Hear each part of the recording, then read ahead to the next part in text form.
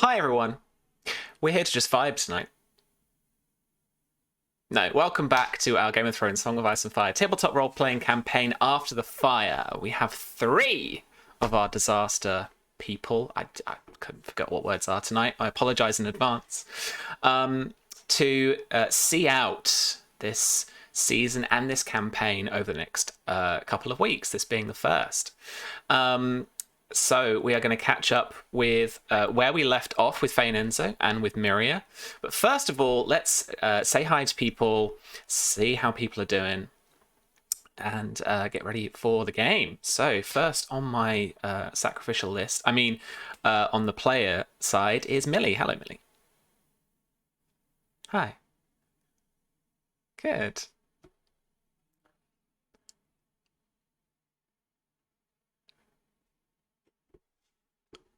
Yeah, yeah.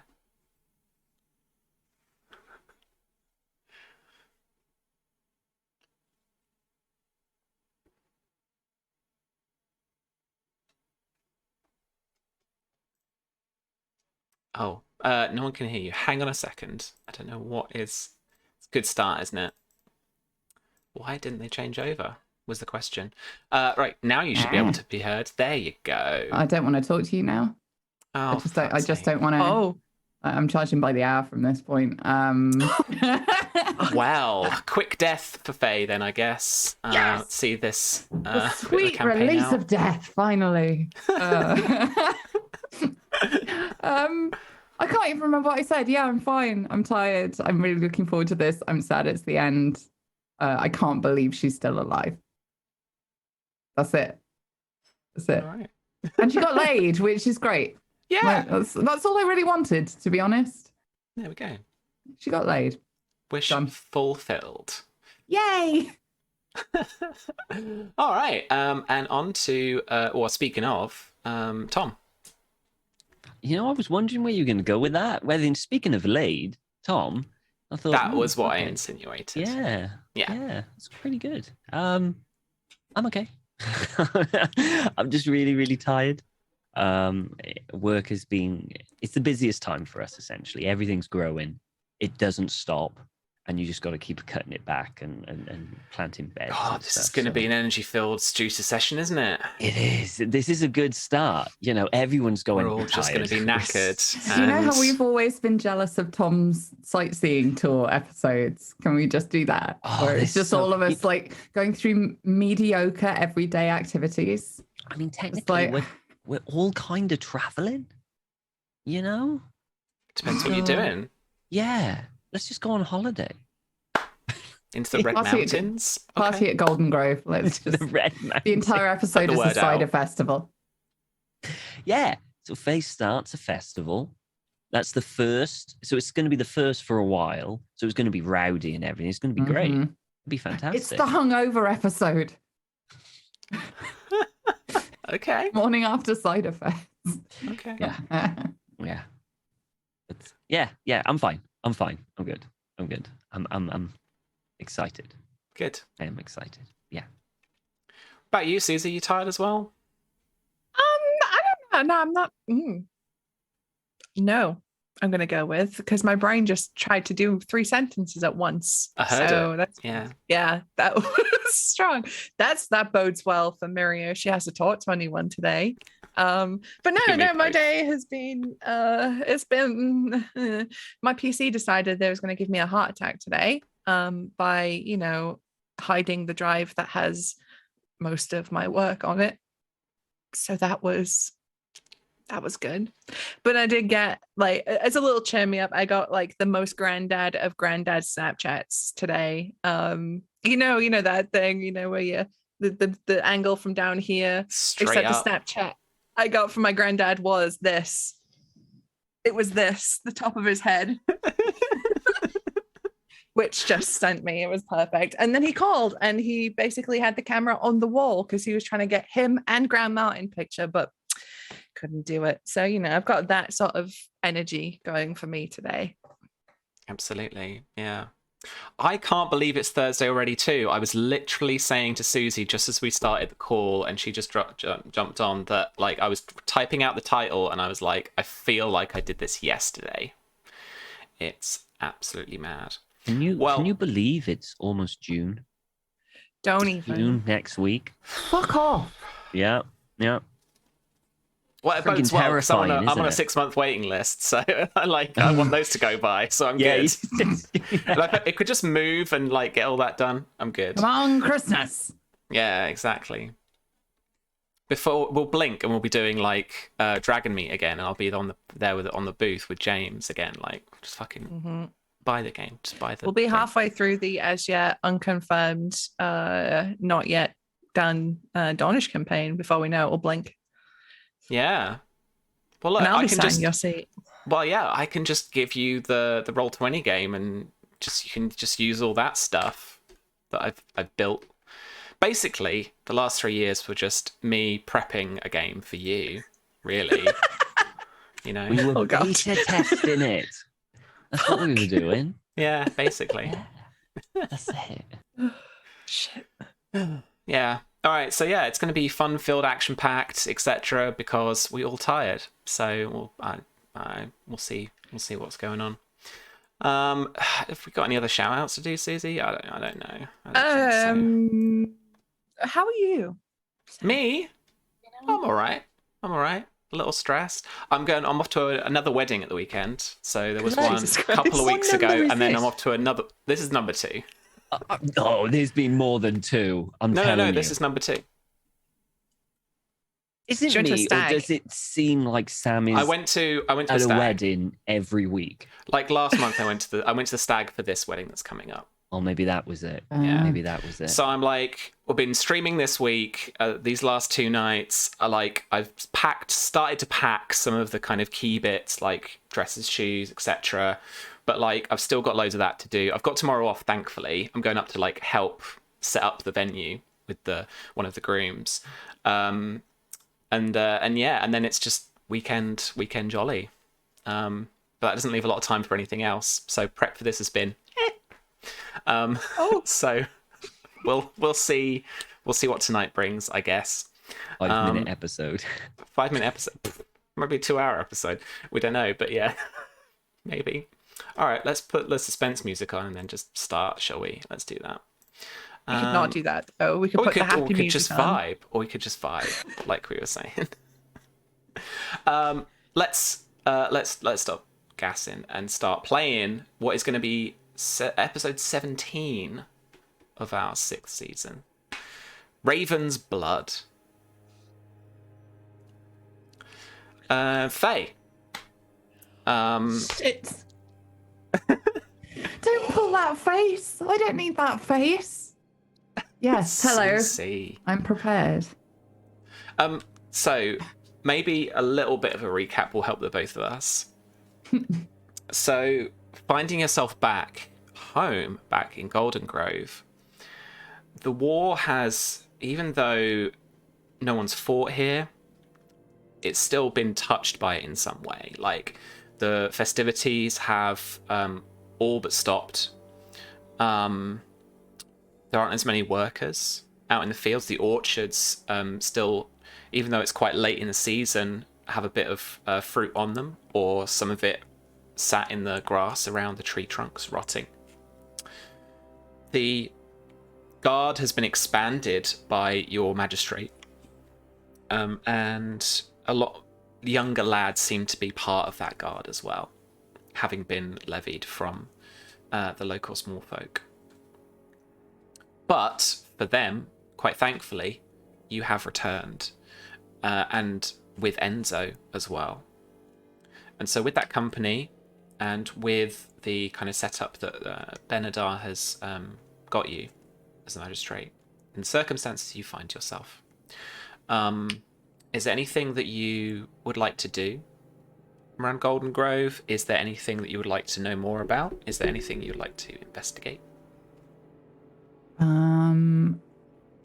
First up, I want to know politically, sort of situationally, what communication there's been from Highgarden if there has been any aid offered from them, because did it help save their son and heir? And I'd quite like some recognition for that, please. The only letter that you have received is the letter that Lady Elenya sent you after your escape. And in that, she does say that she would have expected you to maybe attend them at Highgarden,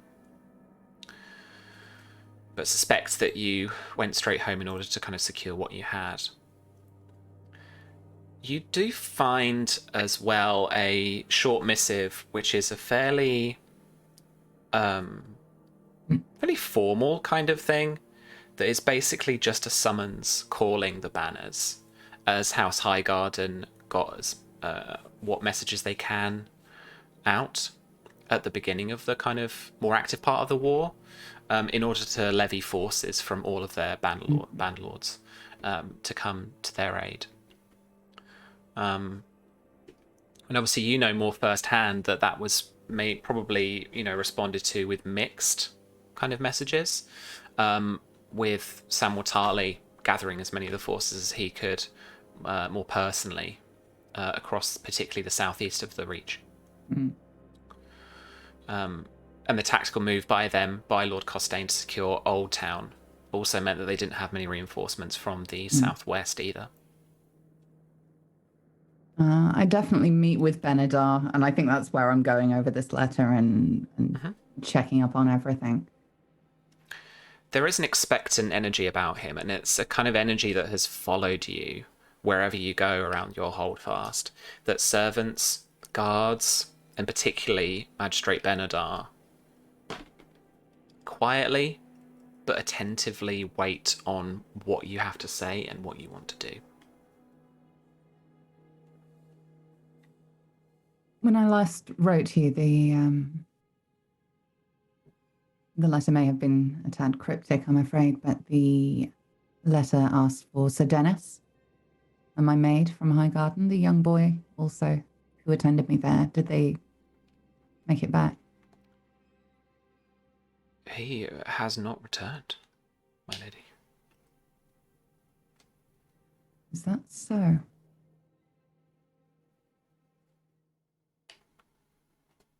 Intriguing. What might have become of him? Why would you expect him here? Why would I expect him here? Because I summoned him here.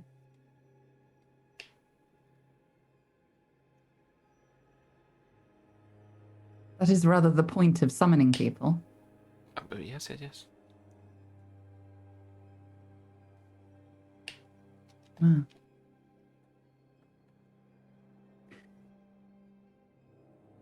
I sincerely doubt a letter sent to Highgarden will do the job.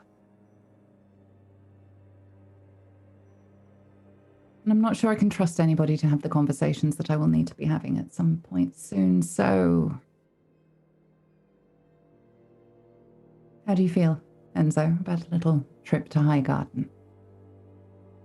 Meet up with some old friends. You know me, Faye. I'm happy to always go on a little trip. By land or by sea? Which would be quicker? I'm eager to get this done as quickly as possible so we can start making preparations for the next festival. I imagine probably just taking a boat down the river. A boat it is then. It's been a while. In the meantime, I think it is high time we had a celebration, and before I go, I should like a meeting with some artists. We have amendments to make. The magistrate bows deeply and then shuffles off to make the arrangements. I hope you don't mind. I know formally these sort of things should be done and asked, and whatever the arrangement is, I never really got to that point. It was all sort of done for me, and feel free to do that whenever you want, officially. But I thought I'd set wheels in motion before we left.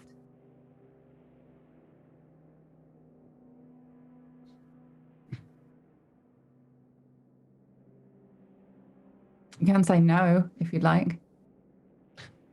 To me? No, it's fine. This is all good. It's all good. Good. It is fine. Remember, you are still the lady of the house. You better remember it. Oh, of course, I would never forget. High garden, then. This should be interesting. Are we alone? Oh, we're alone now. Okay. Yeah, he shuffled off. Okay. Little Muppet walk. If I may ask, what are your intentions in High Garden? Well, first off, I want to find my man, Sir Dennis. He should be attending me. I should be very cross if I've lost another one. And secondly, the information we've gathered recently, I'm not sure can be acted on quite yet. We can certainly make preparations. That is all I wanted to know. I've not forgotten. I'm sure not.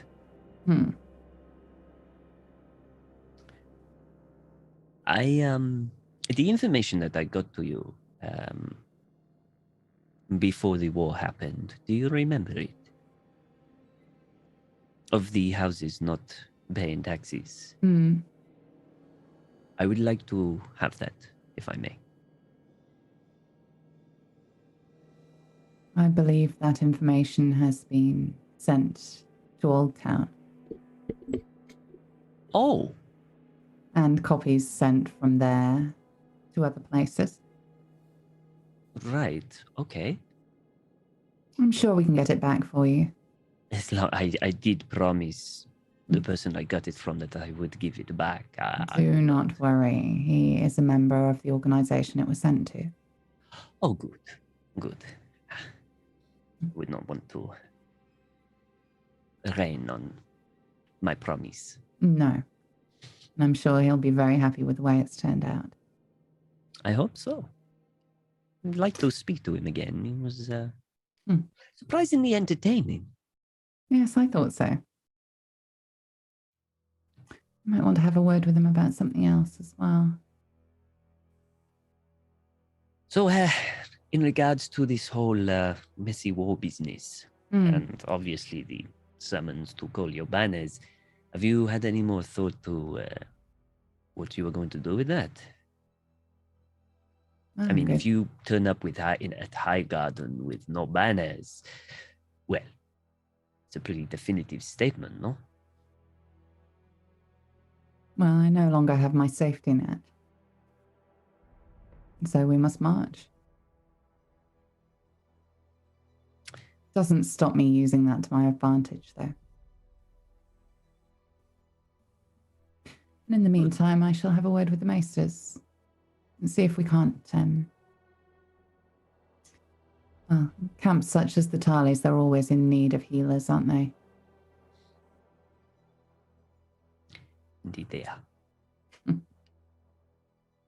From outside the window, coming in through perhaps another open window to the Great Hall, you can hear a robust rendition from a group of mummers of Sapphire and Gold.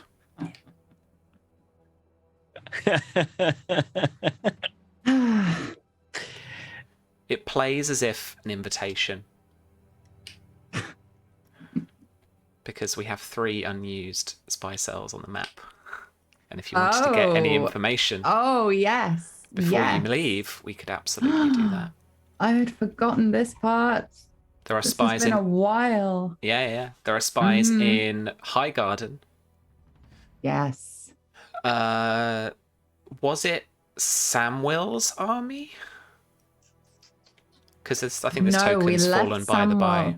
It was in the victorious army, the one that he was fighting. Okay. Switched them around when they tried to take Horn Hill. Uh-huh. So it's... and so, yeah, in Baelor's army then, and in Old Town. All right, let's go. Ooh. Let's double check this little description of exactly what they do. Let me find prosperity.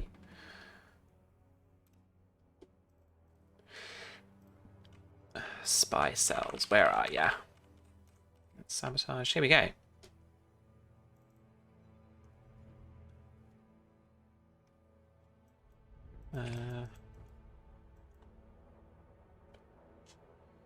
That looks like moving them.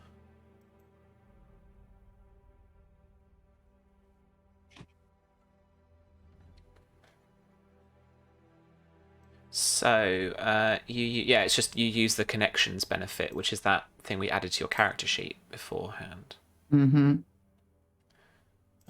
And the connected benefit gives us...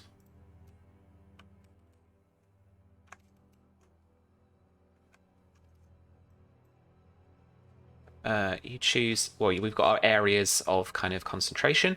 You have connections to this place. You can tap them to gather information about them. You gain +1 dice, keep dice, to all knowledge tests made while to the chosen location. You may select I'm this going to roll quality on all multiple of these. times. Okay. I'm going to roll on all of these because it's the last episode and fuck it. So... each time the connections benefit of a cell of spies is used, it requires a cunning test to determine whether those being spied upon discover this fact. So it's 2 separate rolls, right? Yes. Okay. And my plausible deniability has kicked in, so it can't be traced back to her even if she gets caught, which is real fun. Yeah. And I wish that kicked in a little bit sooner, but never mind. Keeps it juicy. So am I rolling 3 separate knowledge checks? I am, aren't I? That's right, yeah. Okay, so let's go. And how long are you willing to wait for the information? Let me give you some context, the actual timing of that. So let me check knowledge test. So our good old favourite, a day, a week, etc. Where are we? Knowledge? No? Anyone? No knowledge. Okay, so, for example, a week, if you were willing to wait a week for the information that you were after, it would just be a difficulty 6 test. That's just the target you'd be looking for. Mm-hmm. If you want a response within the kind of day or so, then it would be difficulty 9. If you want a rate, yeah. So that it's kind of a day, a week, a month, or even a year. Mm-hmm. No. As if. If you're willing to wait a month for this information, what I would say is we could delay it so that you would receive the information you're looking for once you arrive at Highgarden. But if you want it before you leave, then it's going to be at least a week. So this is it's a difficulty 6 or a 9. Yeah, 6 or a 9 or a 3 if you're willing to wait until you reach Highgarden. And it's just flat knowledge? Knowledge streetwise. With that +1 keep dice from your connection. Yeah. That is true. So your ability score is like bumped up by 1. Fuck it. I'm back home and I'm feeling bullshit and I want the answer now, please. Want it now. Yeah. So let's go Highgarden, Army, Old Town. Okay, 3 let's roll separate them. rolls? Yeah, absolutely. Okay, streetwise. 14. It's 2 degrees. 16. It's another 2 degrees there. 14. Nice. Another 2 degrees. Very nice. Okay. So 2 questions in each location. Ooh. All right. Okay, for the army. Are Samuel and Mara alive? My second question will depend on the answer to that. Yes, they're alive. Oof.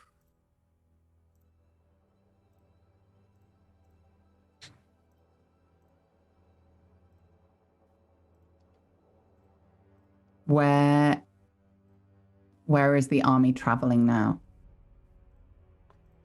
So it is still pursuing the Tarly army, and the Tarly army is retreating westward. They're beginning to try and pull south in order to basically they've got to go around the Targaryen army if they're going to travel back home to Hornhill. So they're being harassed like away from their holdfast and away from the battle that you witnessed. Hmm.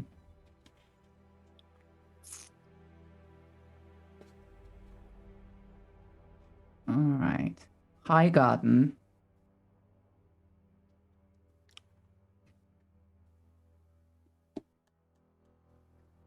What's happened to Lord Leo and Sir Dennis? They're two guys who were together, I believe, the last time I heard of them. And they're gone. What Did you happened to them? send Sir Dennis with Leo or with Son. his son? His son. Oh, I sent it with his son, didn't I? Just Greenmont got Leo Oh, out. who do I care? Who do I care more That's about? right. Ah, I wish I was more loyal.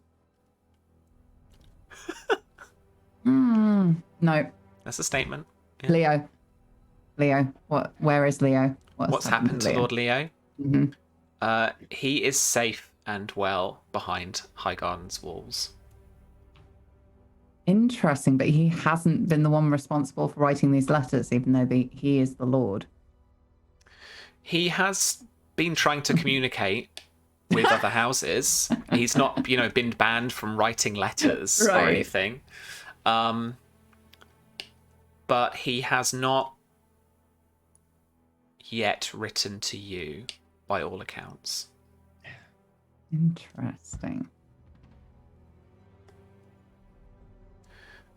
But he is recovering from his imprisonment, and is spending a bit of time with his family. So, and this is quite uncharacteristic of him. I would imagine that he is not trying to get back out there and lead an army and stuff like that. But he is bolstered by the victory that Baelor had against the Tarlys and the rebel host, and he feels a little bit more confident because of that. And so the Tyrells, fucking names, are trying to reconcile the kind of forces that they maybe have still at their command, and they're trying to kind of gather again at Highgarden in order to bolster its defenses, rather than to head on out and try and take on the rebels again. Smart boy. He's learning. It's a fucking miracle.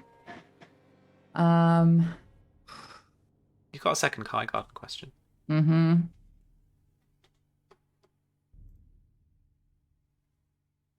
Much as I really want to meta the hell out of this and find out exactly what Elenia's been up to, I don't feel like that's a question I could get an answer to in a day. I feel like that's You could, to a degree. All right. You want to know what Elenia has been up to in what context? In the context of my family. I don't care what she's... No, that's not true. I do care what she's up to, because she seems to have taken charge again, and I think that's important. All right. I want to know what she has been doing since she's been in charge in Highgarden, and who her strong allies are. Like allies and enemies within the court. Yeah, okay. Let's have a look again at the kind of key players and stuff from the actual sheet I prepped a while ago.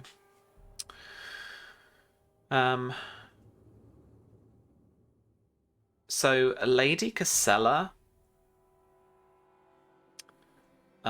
She returned to Highgarden pretty soon, didn't she?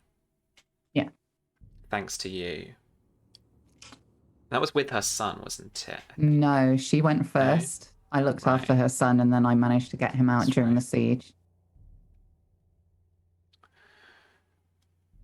So during that time, Elenya was left alone, effectively kind of sitting regent for Highgarden Castle.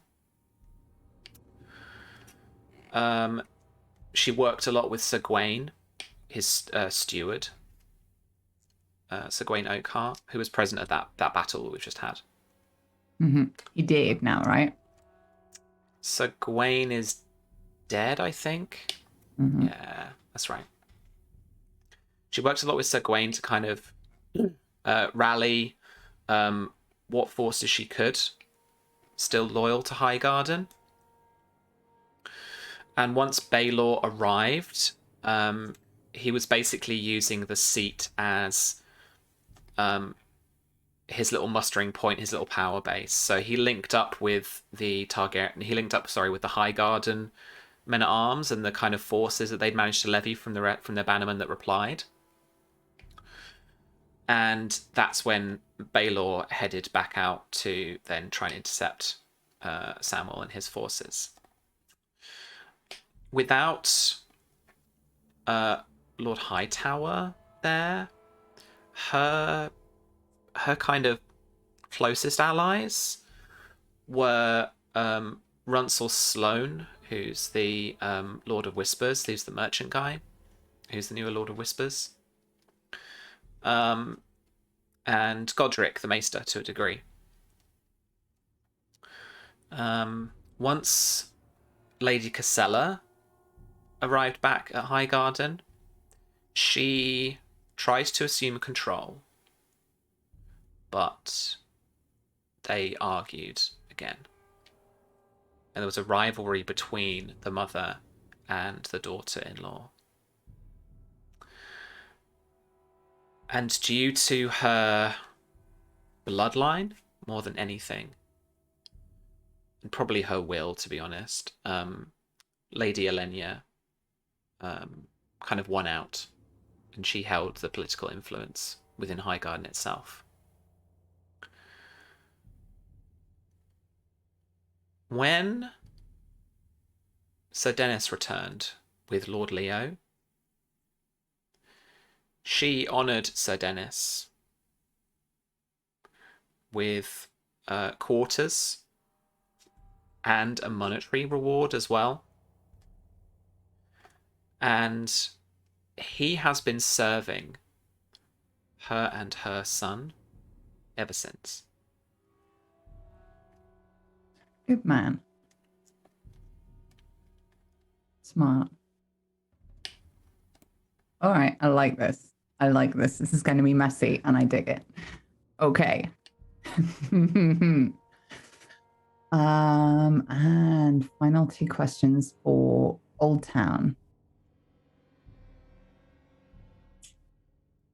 Has there been any movement with telling the maesters at King's Landing about the information on Costain? A boat has been chartered and is on its way. Excellent.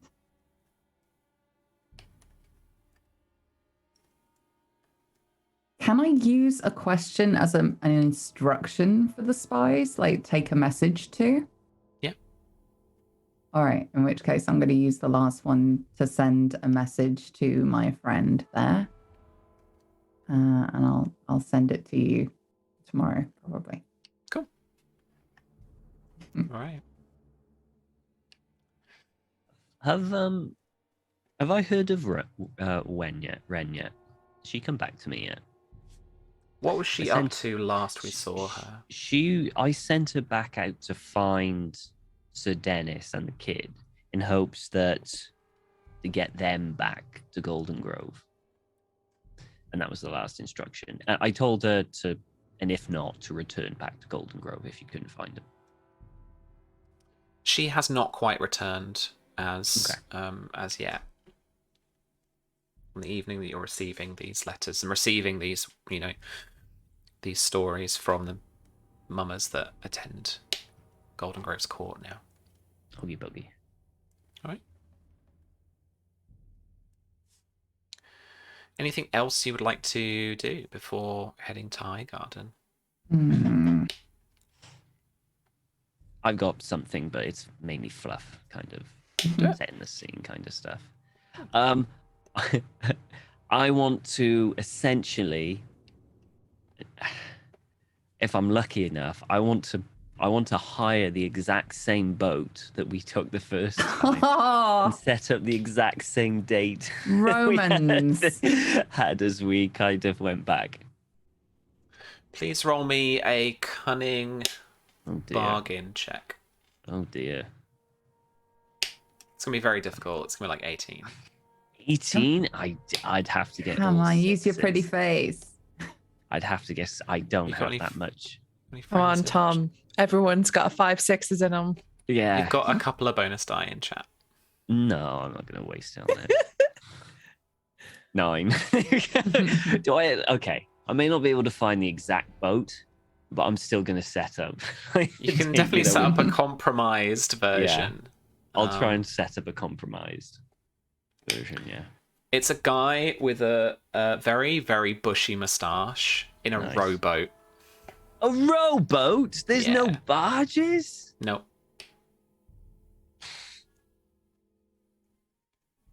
Just a rowboat. In that case, I'm going to scrap the entire idea for doing it on the boat.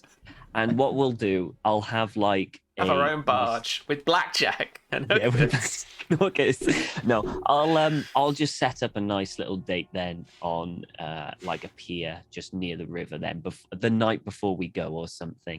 But it's going to be like the same, like it's just going to be like a barrel for a table, but the same kind of like Golden Grove food that we have, or at least as close as we can.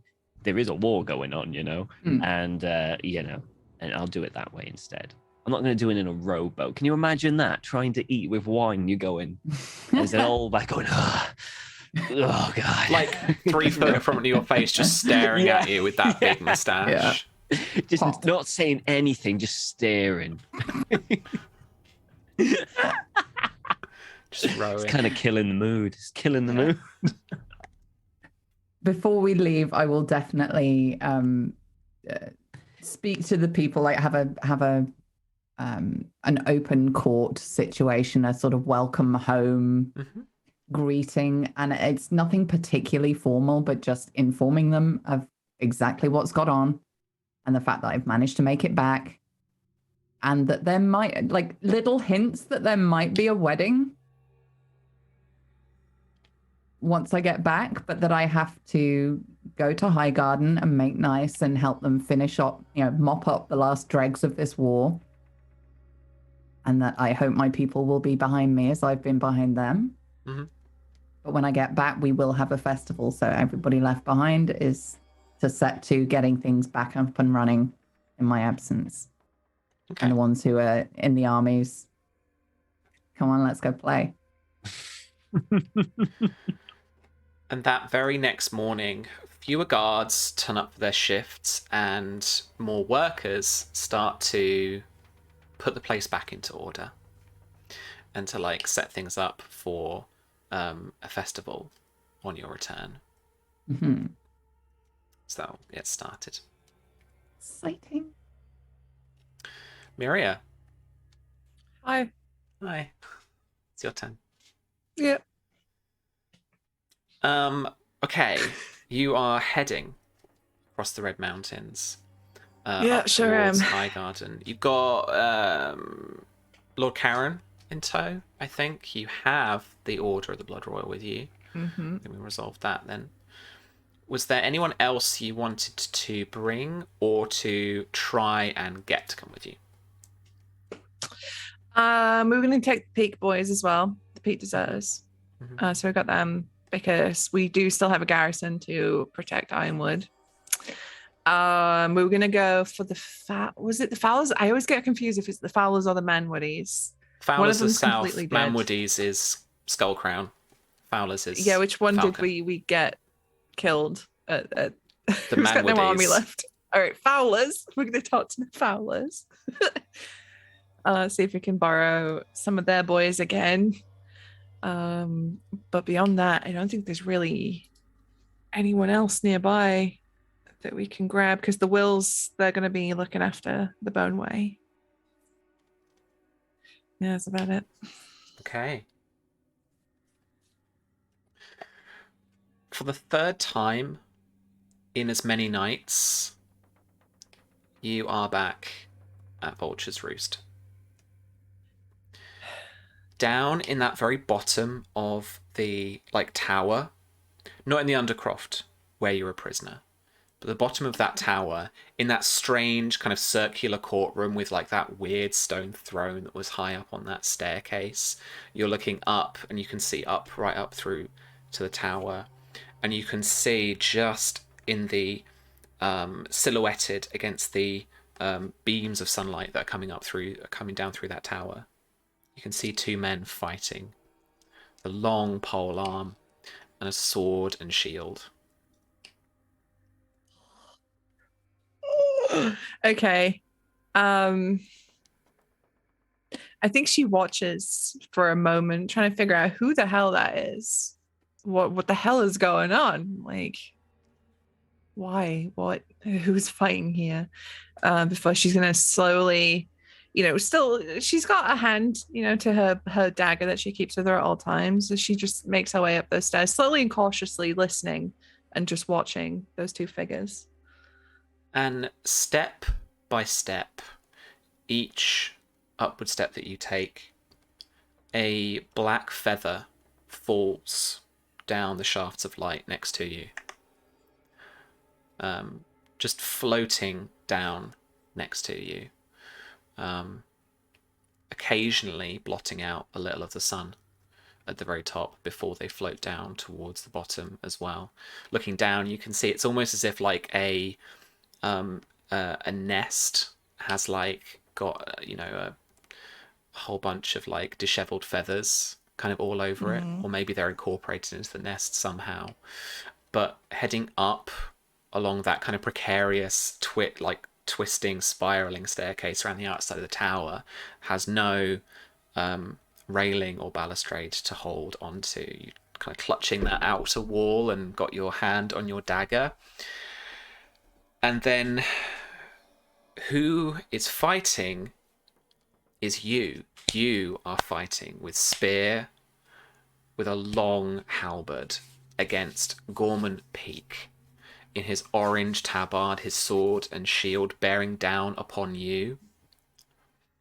As just at the top of where you're fighting, the top of that staircase, what looks like a gallows, kind of hastily constructed, seems to be broken, and a little frayed rope just hanging off it.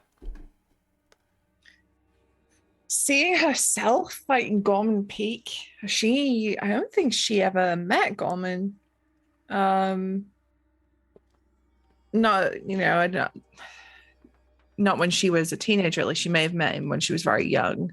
But she doesn't know what's happening. She's confused. So she stands and she watches for a moment. And there's that fear, that ice cold chill that comes through her. This feels like another one of these horrible visions that she's seen many times over her life. And she's trying to figure out what does it mean? And as she's dealing with that gnawing, almost painful fear in her stomach. How does the fight look like it's going? Is she losing? So as you look closer into the fight, and as that fear kind of starts to wrap around you, it's like you're transported. You are in that fight now. You are fighting.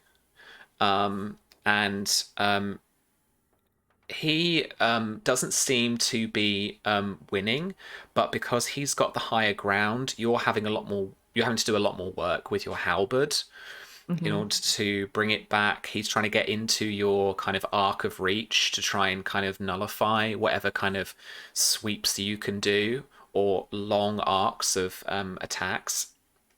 But you're managing to maneuver and you're managing to gain a little bit of ground on it. Why don't you roll me a fight? Actually, no, sorry. No. I've got my own conventions with this. We don't roll dice. Okay. What do you do in that situation? So he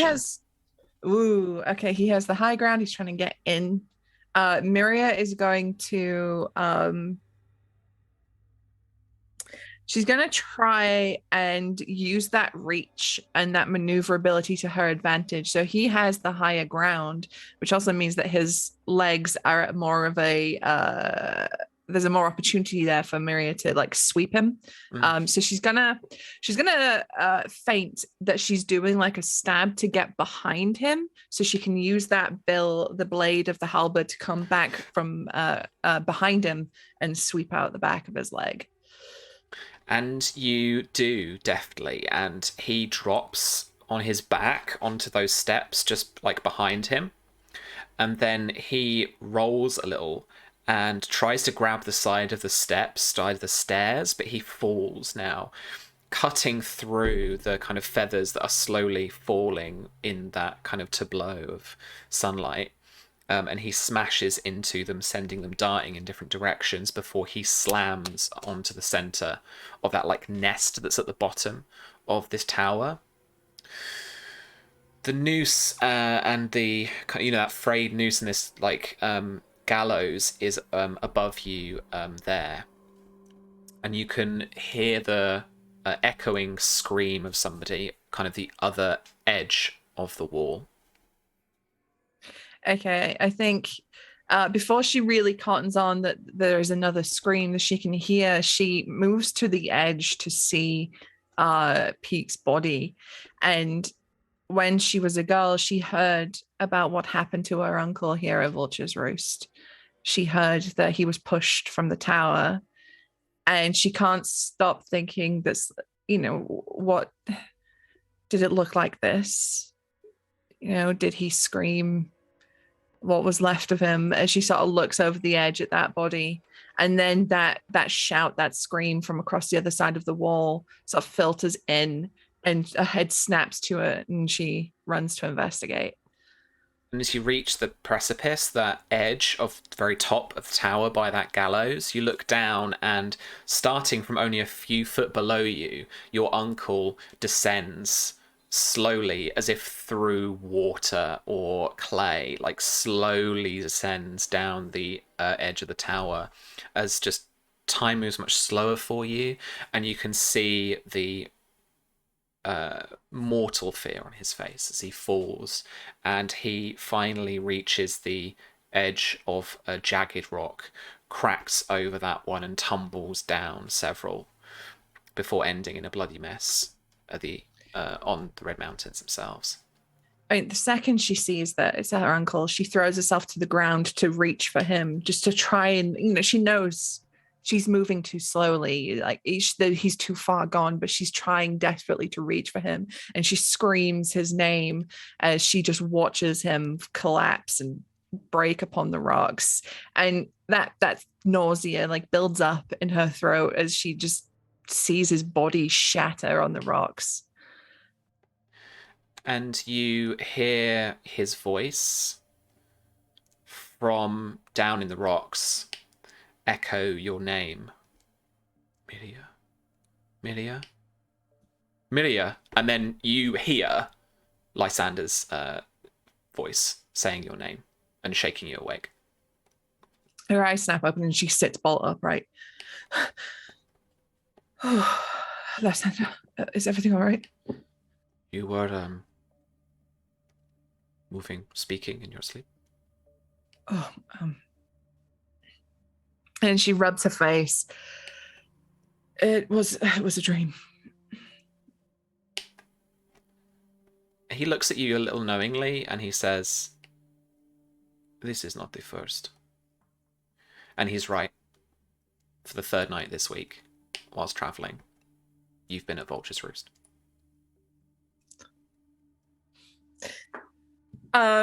She sighs, her shoulders sort of rolls them around, tries to loosen up a little bit. because your body always has that horrible like tenseness after waking up from a nightmare. She tries to stretch it out a little bit. It is not the first, no. I've been having recurring dreams about a place in the Red Mountains, a place I've not been to for a long, long time. Is it fever? Are you sick from the wounds, or? She kind of like does a little self-temperature check. I don't think so. No, I've sounds peculiar, but there's been a few times in my life where I've had dreams that have told me things or shown me things. I dreamt about my father's murder. I dreamt about my stepmother's cat coming to find me. I dreamt about the blood raven in the Boneway.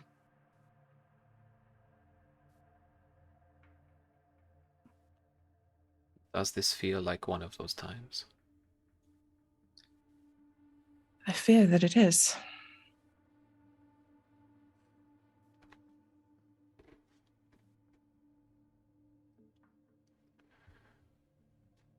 What does it mean? I'm not sure.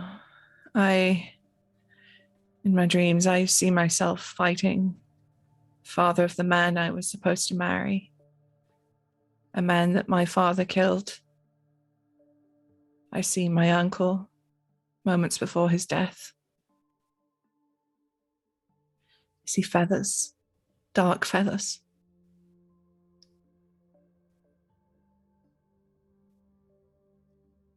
Many a portents has had feathers in it.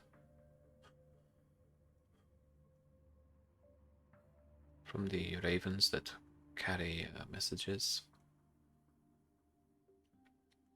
to Lord Rivers himself.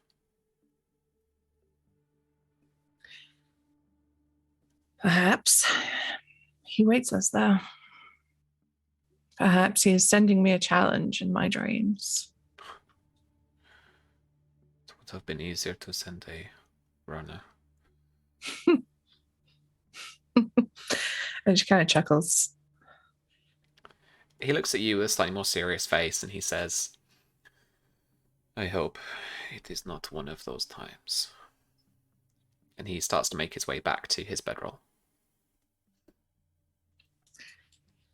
Miria, I think she can't fall back asleep now after that dream. She's thinking too much about what it all means. You know, is this one of those fucking prophetic dreams that she's had? And I think it keeps her up for the rest of the night. She's restless.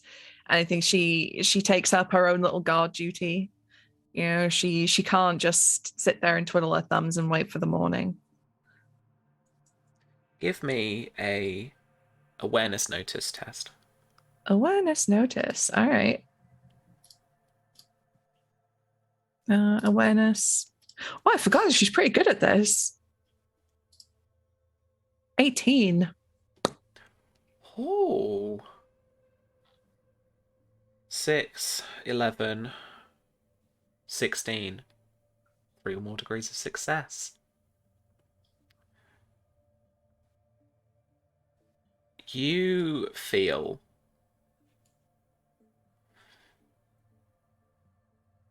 like a presence. You feel like something is starting to envelop you a little. And this slight feeling of doom, this slight feeling of someone walking over your grave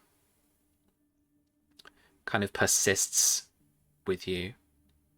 Starts to fade as you get into your watch and you spend a couple of hours maybe doing that. And then, that kind of semi-conscious state of trying to get back to sleep where it can be slightly feverish. Your mind can be like, twisting and turning. You eventually do get back to sleep, and it is thankfully a dreamless sleep until you wake that following morning. Lysander informs you that even though you're in the foothills of the Red Mountains, I've picked out the routes that should mean that nobody knows where we're coming. It means that, unfortunately, we need to leave the horses. All right. Where does this route take us? It still keeps us south, but it will take us around the source of the... there's like a little bit of the river like there, right? Yeah, just, there's a tiny just to the little... left of you, yeah. There's a fork in the river. We are going to head north around it and then back over the mountain to House Fowler. It means we'll travel a bit further north first, and then we will travel south to them again. But it does mean that we will be safer. We will be more protected by the small passageways and rocks. Hmm. Wait, hang on. I'm just noticing the map now. There's north of this little bit of river, Sam. You're not going Strange. that far north, and like you, No. you know this. You're not traveling that far north. Yeah. Okay. But you won't be more than a few, a week in bad terrain from Vulture's Roost. All right. Okay. All right. Well, we should get the men moving quickly then. If we have to leave the horses, we're going to be much slower. And you do so. By the middle of the morning, the camp having been packed up very early, breakfast being a quick ration, a quick, piece of dry food that you can grab from your saddlebags. The heat already bears down on you, and it roasts the red rocks around you as you walk these like small ravines and passageways through the Red Mountains, a little bit more to the kind of northwest of your route so far. And it's before lunchtime that you get a kind of hail from the front of the march to stop and investigate something. And you receive word that there's something strange up ahead, and the men aren't like speaking of it. Oh, okay. Just gonna go investigate, see what this mysterious ill omen is, or whatever it is that they're not talking about. Gonna do the horror protagonist thing of going straight to the danger. Yeah, because I do that in real life. Nice. Okay, good instinct. So Lysandra and yourself head up to that, and as you reach the front of the column of troops, you notice that there is a lot of kind of black in the rocks just ahead, and as you get closer and closer, you see that there is like a pile of black feathers and the black corpses of dead vultures. They seem, as you have gotten a little closer, they seem to be arranged.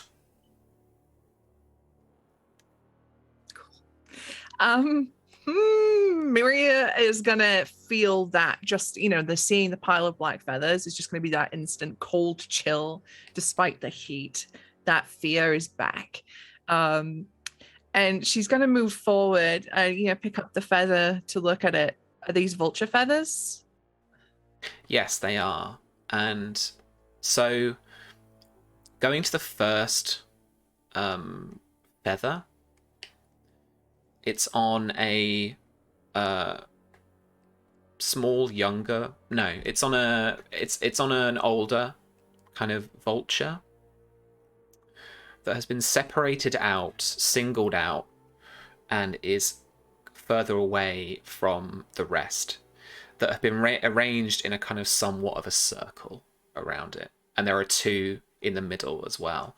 Now, it's not that there's just this whole fucking gaggle of them. It's that there are a couple of vultures in the middle having been plucked and kind of torn, and those feathers are ranged around in a circle, mixed in with a couple of other unfortunately dead birds. And then there's this singular one on its own, a little bit further away, a little bit lower down than the rest. Okay. Is there any sort of visible wounds on them? You know, have they been cut? Have they been shot? Yeah, roll me. Animal handling, right? Animal thingy. Mm-hmm. With a diagnosis specialty from healing. Okay. Good combo. That's just 3 then. Okay. Okay. 12. Cool. Okay. The one that you picked up first, the feather you picked up first on the bird that has been discarded away from the others, has seemingly been smashed into the rock. My God. The others, by the looks from the blood, have been cut and have been bloodlet, which makes the whole vista all that more weird and ominous. It's kind of feathers are stuck to the red rock, or turned only more red, only more like, dark red from the blood. She's going to pick up the one that was kept separate from the other vultures and just pick it up. I mean, she's not holding it close, obviously, but, she picks it up, she turns it over and just looks it over. And she feels that presence, that this feels like a sign. This feels like a message.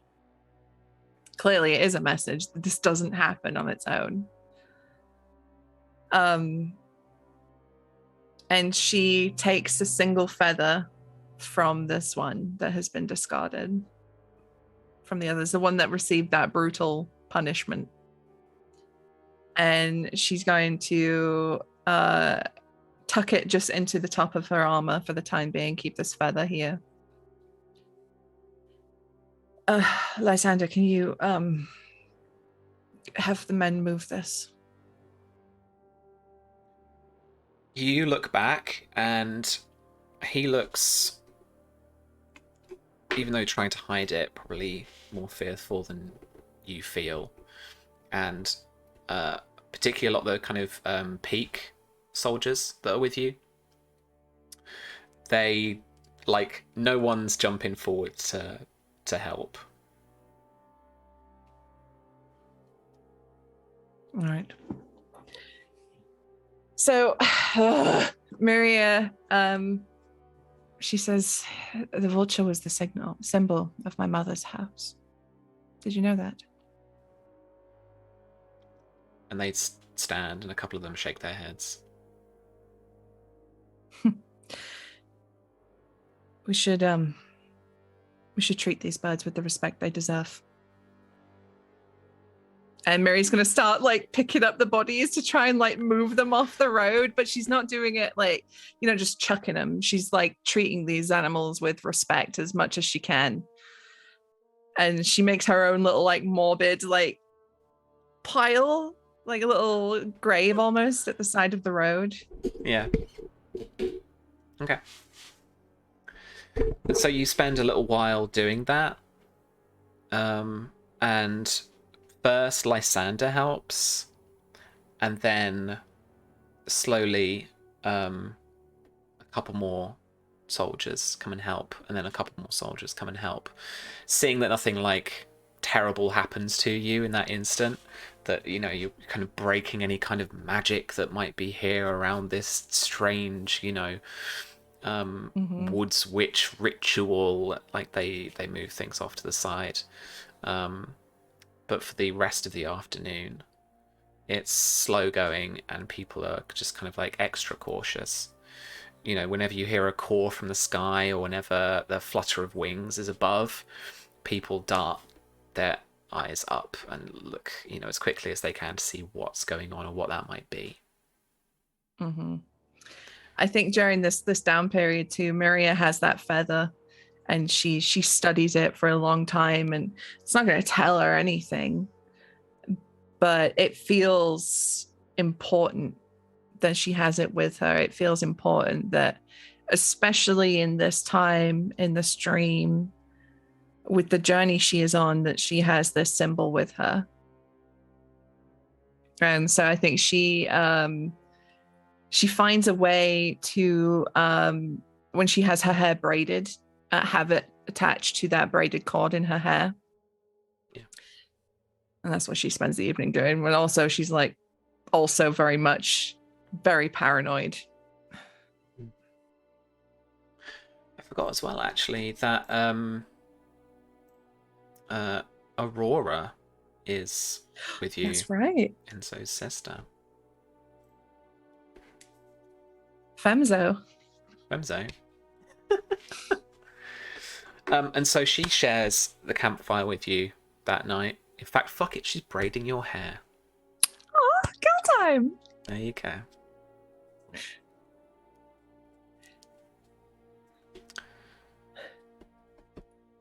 And then she says from behind you, I believe I owe you a story.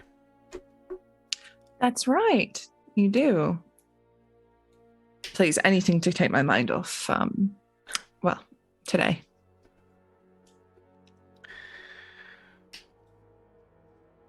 You asked about our life before, Enzo and mine. We are twins.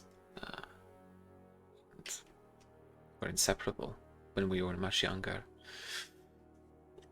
We lived as poor Bravosi children do, practically on the streets all day, moving from small dwelling to small dwelling as best we could, following our parents, of course, with whatever work they could find.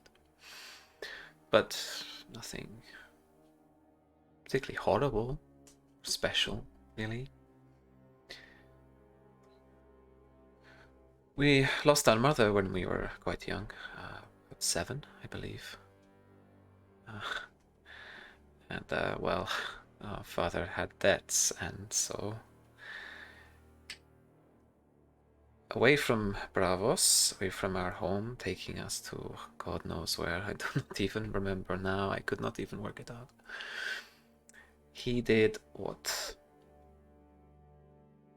he knew he would get killed for. No Bravosi should have to do to their family. What no Bravosi could do to any of their family. He sold us.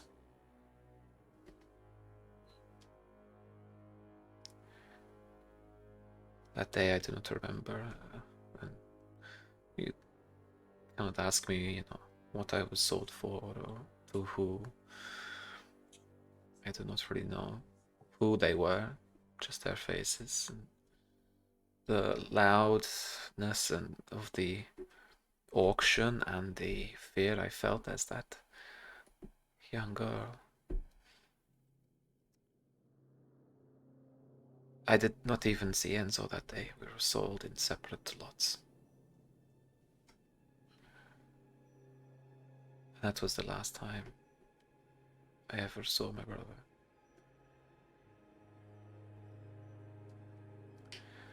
I've always hoped I would see him again.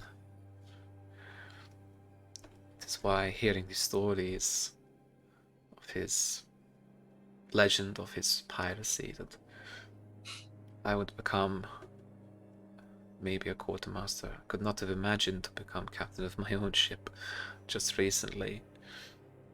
And I wouldn't if it not had been for his grace and Witcher Steel.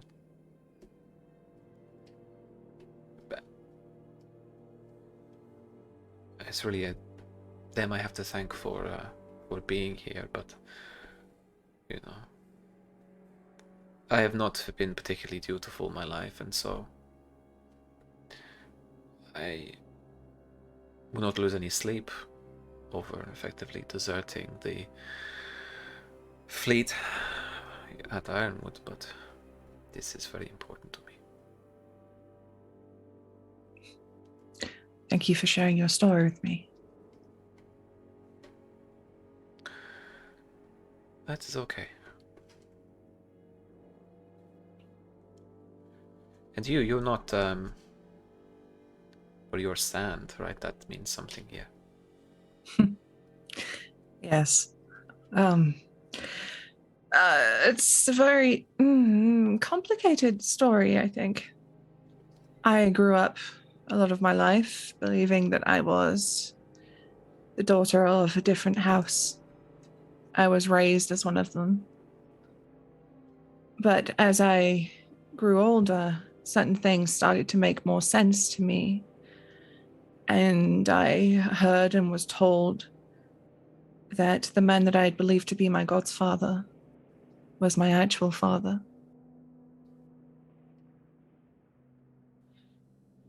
And so I wish that I could have asked him myself. But he was murdered before I got the chance.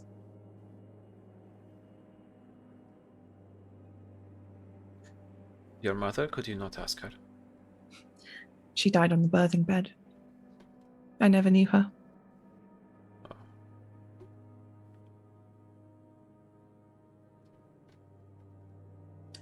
She lived only long enough to give me my name.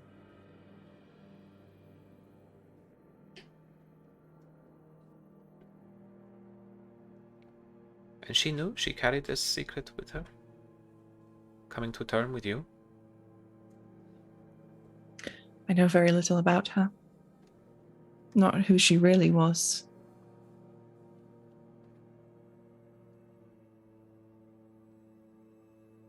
And your father was this Ironwood? He was. Though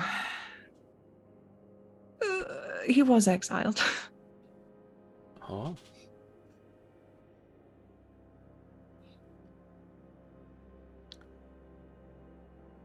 How do you know this? Well, there was, it's going to sound, again, ludicrous, but in my 13th year, I had a dream. I had a dream in which I was living with my father and my mother, and we were simple, happy people living on an orchard. It was my name's day in the dream, and we were all so happy. But as the dream progressed, things got dark, and a crowd of black birds took my mother, and blood remained. And when I ran for my father, Reacher knights bearing the colors of House Oakhart and House Tarley and House Peak were gathered around him, and they were plunging their blades into his chest. Later, I would learn that on that night, my father was killed by knights of that house. And then, not too long ago, in fact, my half-brother spoke to me. He told me he knew. He told me of our mother's infidelity and that he knew of my true parentage.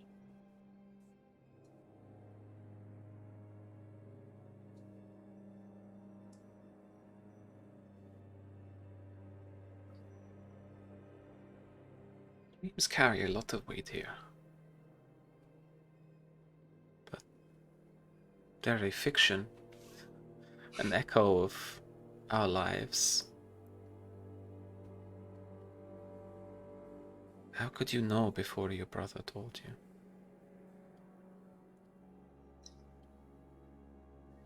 There are things you just know. There are bonds that you just feel. If I placed 5 men in front of you and asked you to pick out your brother, you could.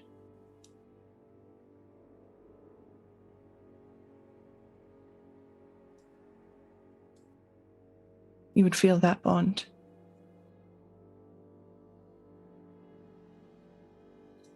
I suppose. But my dreams have shown me things. I dreamt of those feathers we saw.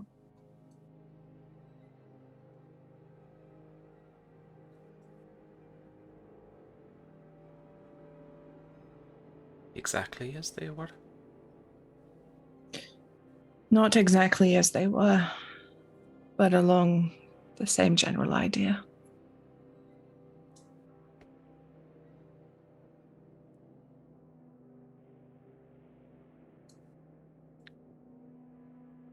They have a word for it, don't they? Your dreams. And that you see things before they happen.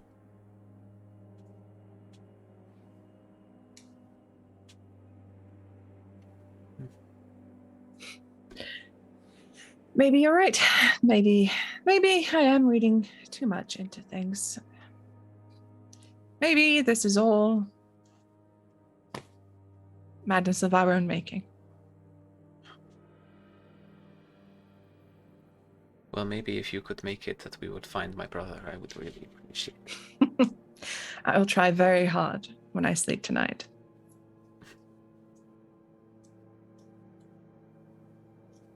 I would be eternally grateful. And don't worry about deserting from the fleet. You're assisting me in a very important matter. Well, if you could have the ear of His Grace for me in the future, I would appreciate that too. If, once this is all done, I do not have the ear of His Grace, then His Grace will have a problem. Yes, I see. Okay. Thank you. Of course. She kind of holds the feather in her hand at the end of your braid briefly. She kind of feels the reed of it and kind of caresses her hand with it as she considers it.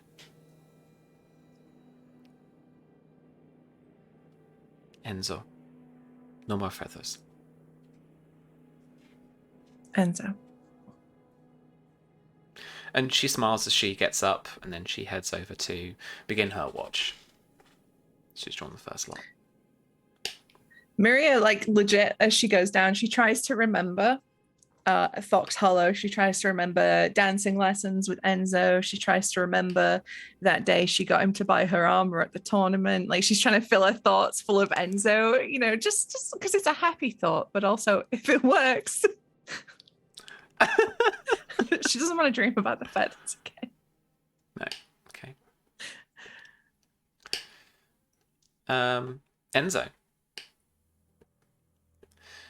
So for the two of you, for Faye and for Enzo, what does your approach to Highgarden look like? What do you want it to be like? Do you want to approach fairly sneakily, or do you want to make a song and dance about it? No, once we're off the boat, this is full on, you know who the fuck I am. I'm here. Hi. Cool. Okay. All right. So, with Highgarden, not far from that, meeting of the two rivers, you dock and then are fairly swiftly brought by horse to the outer walls. You're guided through the hedge maze that sections off the inner bailey, and then you enter Highgarden. Just trying to think, if there's something to roll, or if you want to. Do you want to get a kind of? Do you want to impress upon people that you're here? You're trying to get an audience with somebody in particular? Yes, I want an audience with Lady Elenia and Lady Casella, right the fuck now. Okay. Now. Okay. Roll me a status test. Reputation bonus dice apply. Mm.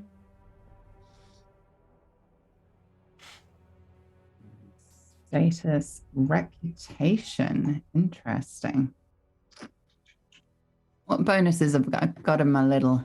What In your little friends have I got? doobie. Yeah. Little doobie. In your little doobie, you have 1 bonus die. Yeah, let's go with that because I'm pissed off. Okay.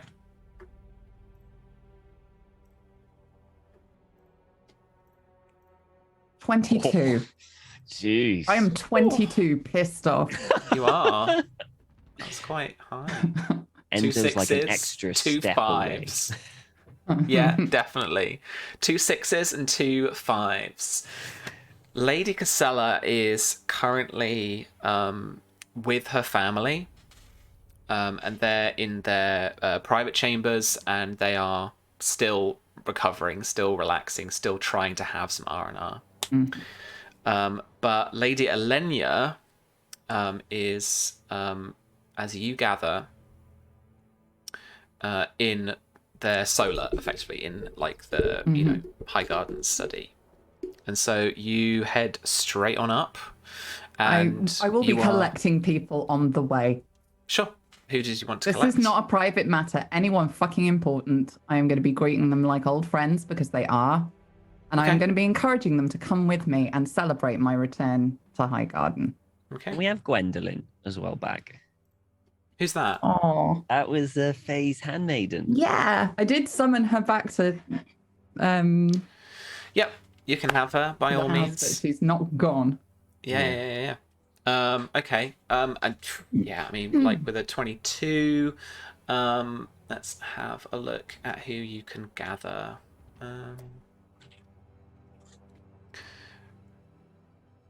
You don't know him as well, but you surprise Ransel Sloane as you're walking through a colonnade around one of the gardens, little inner courtyard. But he does greet you with a short bow, and he says, "My Lady Faye." Lovely to see you, Ransel. Have you been well? As well as can be expected. Yes, I'm glad you're back. So am I. It's been quite a while. I'm going for a private audience with Lady Elenia, if you'd care to come with me. Is this a matter for the realm, or...? Yes. Ah. And he kind of... There's a little twinkle in his eye as, like, you know him to be the Lord of Whispers, and so he follows you. All throughout Highgarden, you're very aware. You can hear, as per usual, the sound of minstrels, mummers, or musicians, poems, entertainment throughout. Lots of words, lots of song, lots of entertainment, but always listening. I will make eye contact with every single one of them as I pass with a little smile, and occasionally, if I recognize a face, a little wink. Yeah. Mm-hmm. Because these are my boys. That one's mine. And we're home. That one's mine. Yeah. you. Yeah.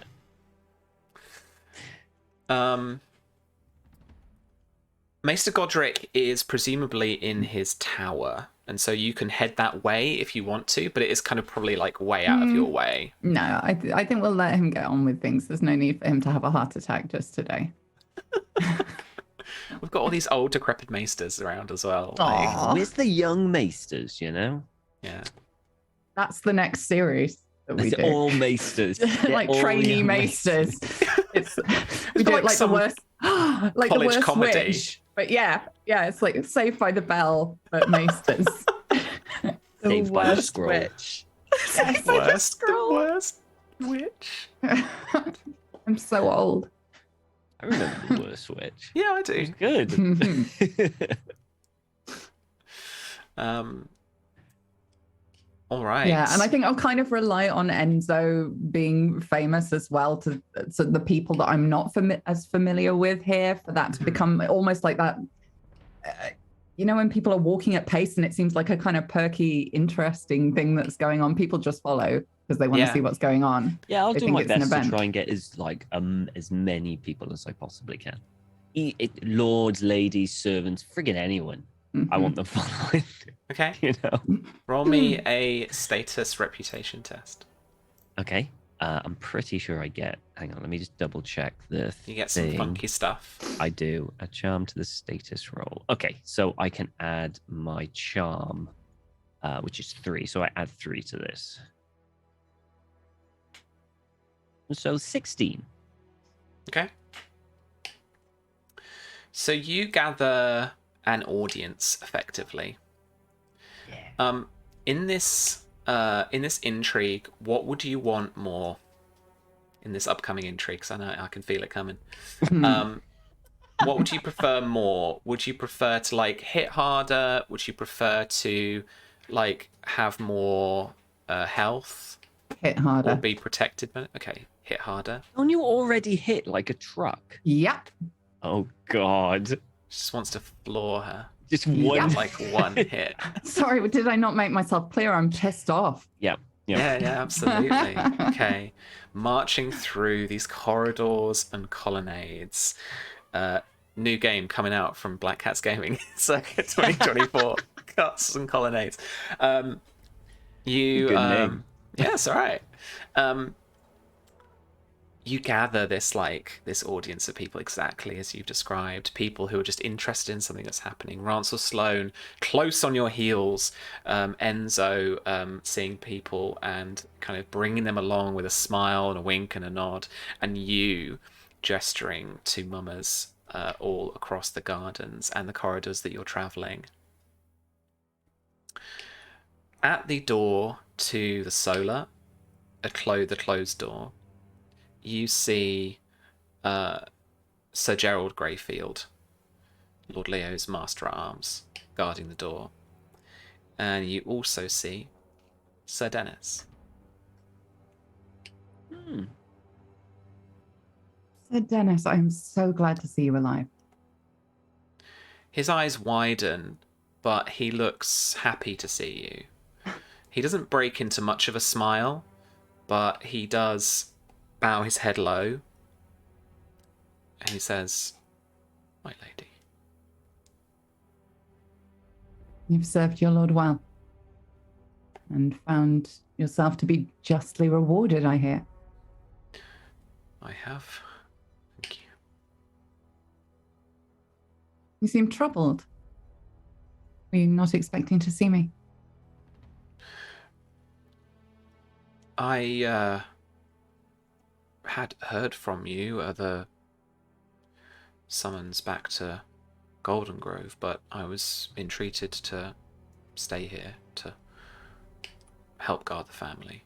I earn their trust. Perfectly understandable.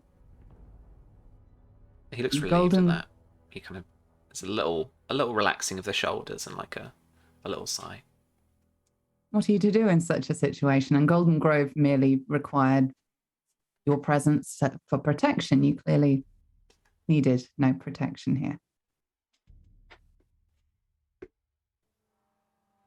I'm glad you are well. Sir Gerald says to you, what is your business here, my lady? My business? Recognition for the deeds I have done and an audience with Lady Elenia. He opens the door ajar and slips inside, closes the door in front of you. And then there is a pause, a wait of a short moment. And Sir Dennis has almost kind of like come out of guard duty a little bit, come out of that kind of pose, and is just maybe kind of waiting with you, waiting with the crowd that seems to have gathered in the corridor. And when the door opens, it opens fully to you, and you can see inside a scene of Lady Elenia behind a desk with various documents and hardbound books, ledgers, and some letters. And she looks up from something that she is writing, and she motions you inside. I'll step inside with a nod of my head and turn to any servant who looks like they know what they're about. Somebody a bit more high ranking who knows their job. Be a dear and summon Lady Casella. I have something very important to tell her. There's a curtsy from the handmaiden, and she heads out the door. My lady, so good to see you again. She smiles and she says, "So good to see you again." Enzo, have you crossed the threshold into the room as well? Or are you waiting outside? I'll come in. I'll come in as well. I'll cross the threshold. Yes. My tongue did not want to work.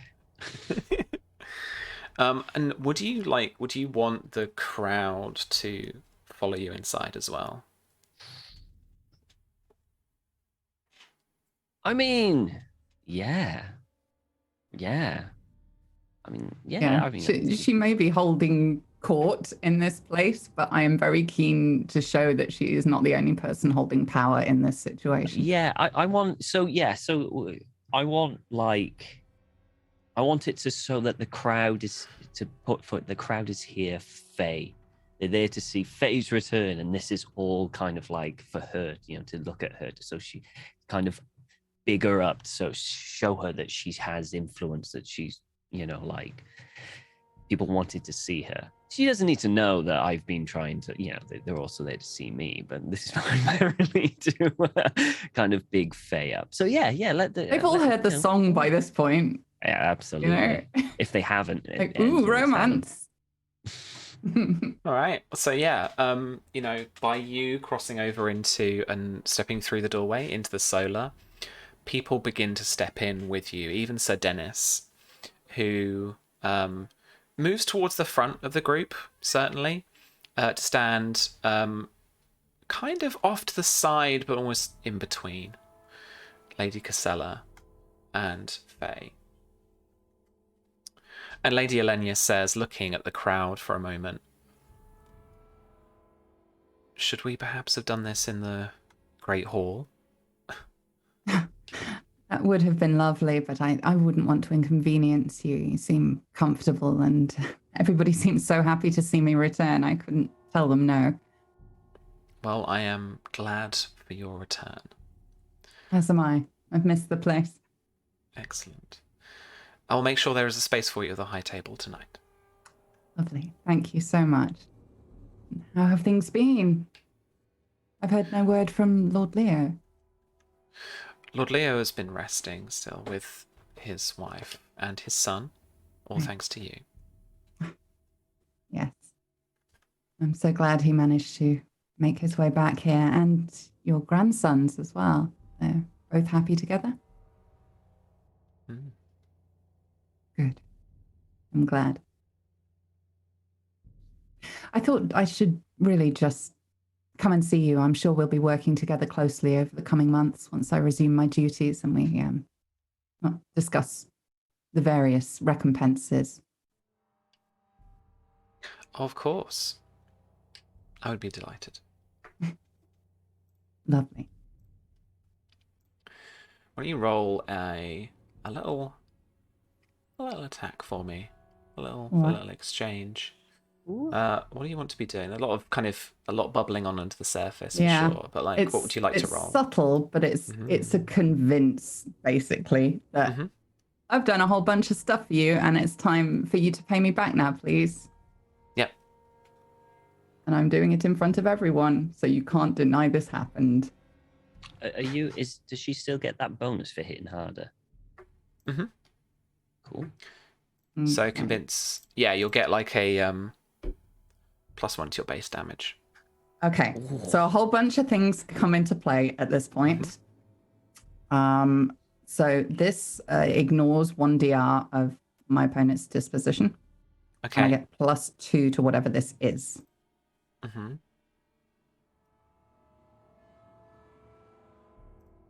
And I get 1 bonus, do I? It's for the Enzo's damage. Thing? It's for the damage. Oh, to the damage. Okay. Yeah. All right. Work that out in just a sec. All right. So ignoring 1 DR, and it's +2 to whatever this is. I haven't done this in a while. Let's go. 20, so 22. 22 is double her intrigue defense and does 3 degrees of success with 3 6s. Let's grab up the cheat sheet. Cheat sheet. That is a big fucking deal. That was a heavy hit. It's going to be... She is going to take 1 frustration because of that. Regardless of her taking any more to try and reduce this. And so with 3 degrees of success, what is your will rank? 5. So your will rank +1 is 6. It's going to do 18 damage with... Sorry, would you rather have done this in private? Yeah, exactly. So she's gonna take that. What was it? 18. Mm-hmm. Yeah. Oh. that was hard. Okay.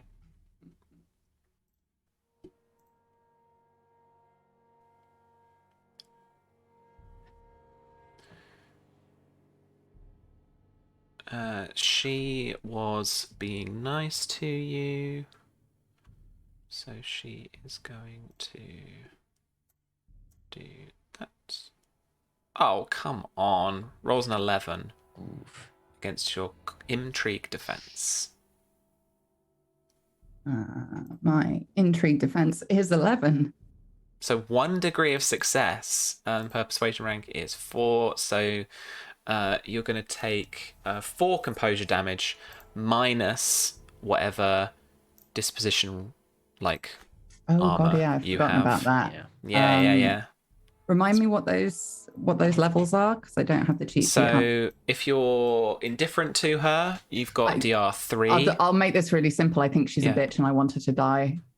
Do you actually want to kill her? I mean, not right now. Are you unfriendly or are you malicious? Yes, I'm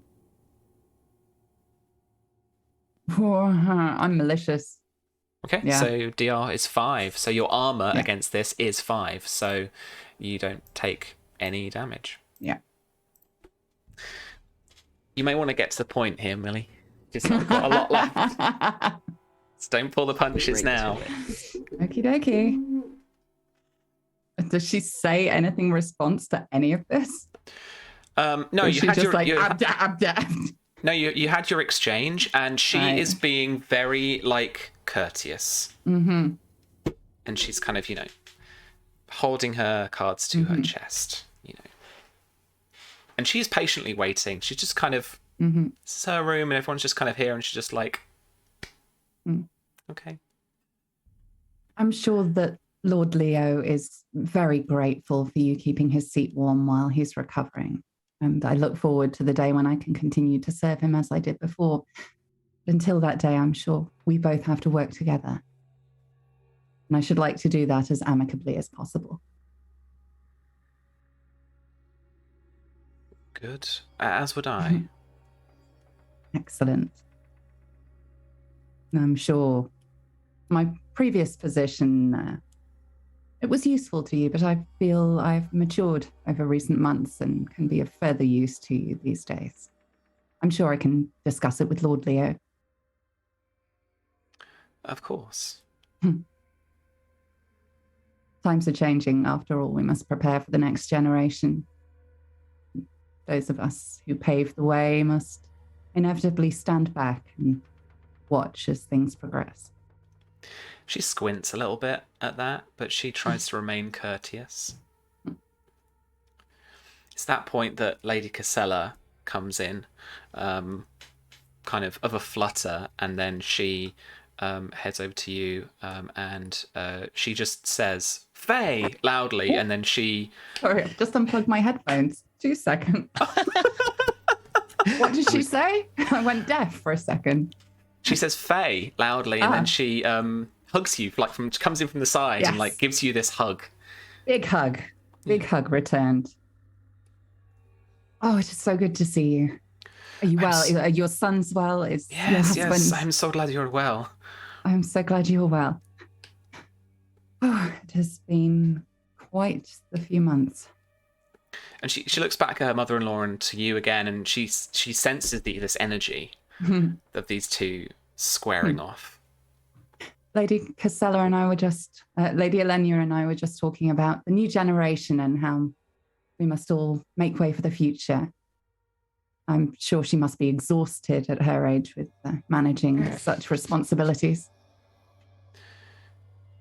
Lady Casella pauses for just a second, but it's perceivable, and then she says, yes, she does get tired often. You can tell simply through the lack of communication. You must have had so much on your plate that you didn't even manage to send a rider out to negotiate for Lord Leo when he was in camp. We were doing the best that we could. Oh, that is a great shame. Never mind. I'm sure more sharpened minds will be able to take forth from now on, and you can rest and enjoy your years. Is there a point you would like to make? Yes, Lady Faye? there is. You forget who I am, Lady Elenia. I assure you I do not. No, you're not. I, who came to court at the tender age of 17 and through credit of my reasoning and my sound judgment in mere years, was raised to Marshal of the North Marches. And I, you have who with done High Garden of the excellently. Host threatening it, not Lord Leo, not any of the other lords, who have been attempting it for months, me, in a single day. A woman, who'd have thought it?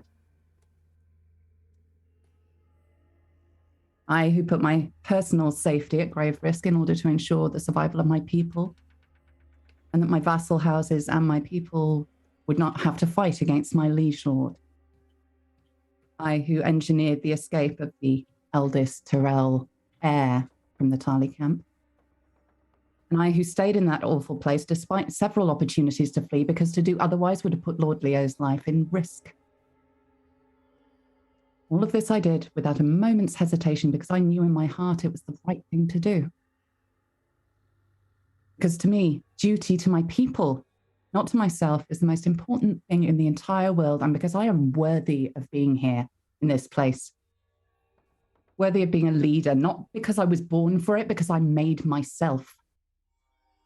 When I dedicate myself to a cause, that's the only thing I see. What man here has given more?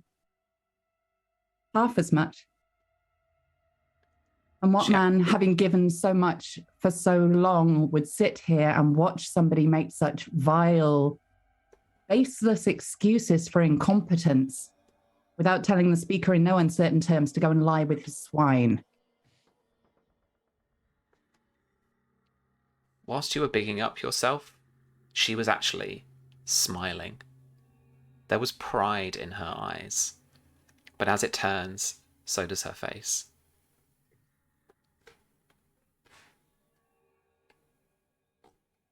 You may speak now if you wish.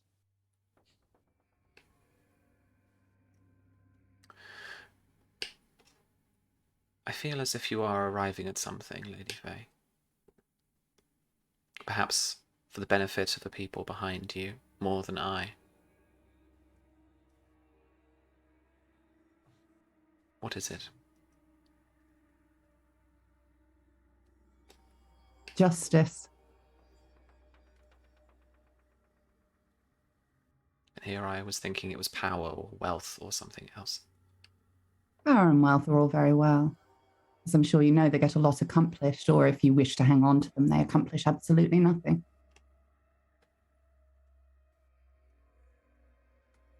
But you have failed your son. And as Marshal of the North Marches, I cannot bear to see that sort of thing take this place. We may have dregs of war to mop up, but we need sound minds here, and you are clearly distracted. Were it not for me, your son and the heirs of House Tyrell would be Tyrell would be dead. And what then? Of your legacy? Or perhaps that was never the point. Did you only need the younger one? Need them all. They are my family. Then why didn't you argue for them? Why didn't you send anybody to negotiate? Why were there no riders? I don't understand. Why was it left to a woman, a hostage, to ensure the survival of your son? We needed to muster first. We needed to protect this holdfast and therefore the realm. Well, the realm without a leader is no realm at all. It's just land.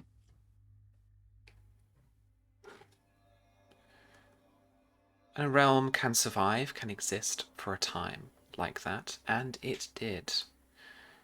And I had no doubt of your abilities whilst still within that camp. Strange then that my house received no aid during all that I was going through. Very strange.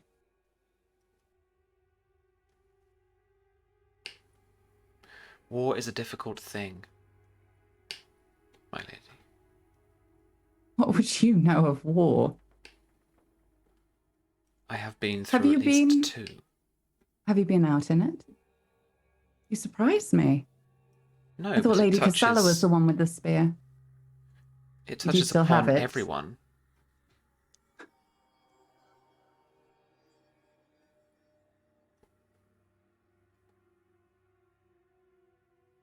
May touch you here in these towers, but trust me, as one who has lived in the camps, who has fought.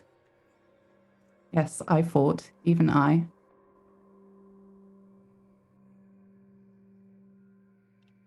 This is not war.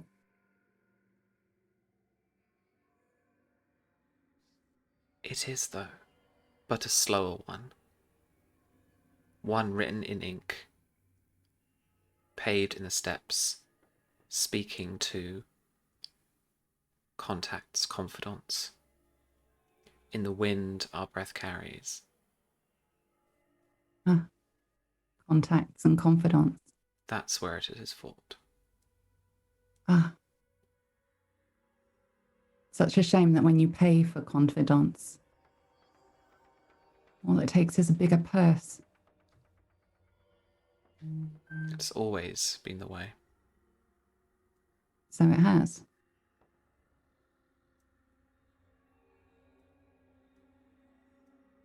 I'm just going to smile at her because I know things she doesn't know and I want to see her reaction. She walks around the desk and up to you. And again, with a little of that pride in her eyes, she says, your gallantry, your tenacity, your wit shall all be rewarded. And I am so glad to have seen you grow from the young woman I met. I'm sure. In court. I'm sure you never suspected when I first came here as a mere child that this is how it would come. Not quite. But this is more than I could have hoped for. Oh, you just wait. And your kindness will be repaid in kind.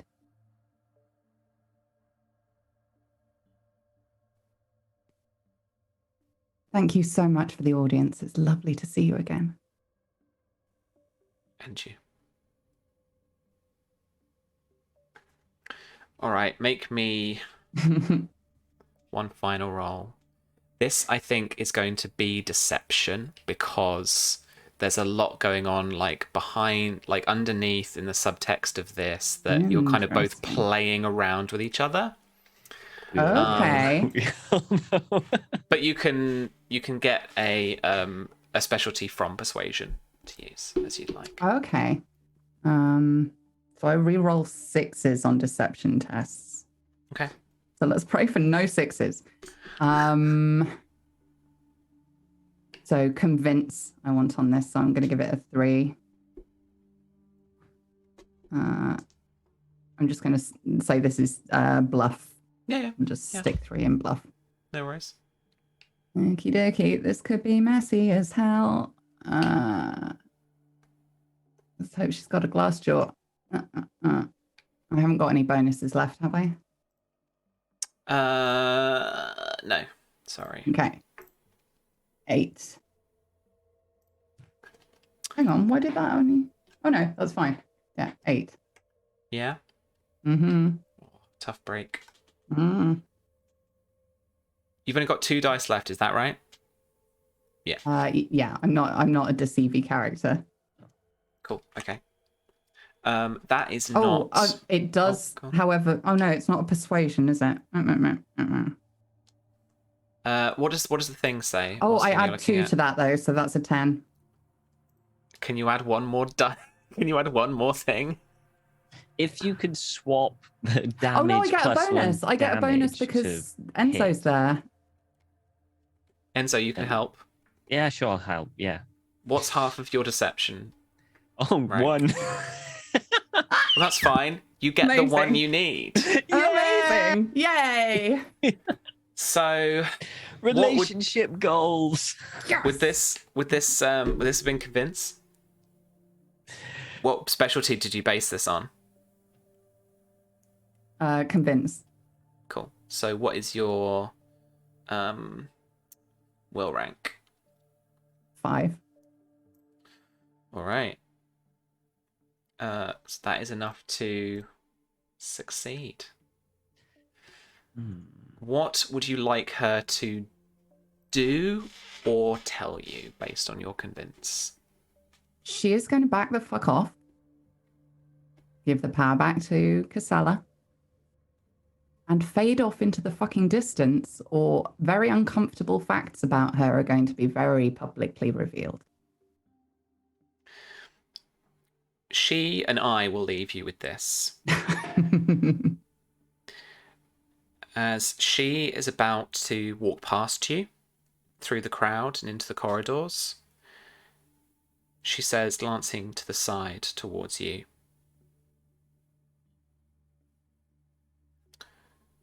"You have indeed blossomed far greater than I ever could have thought."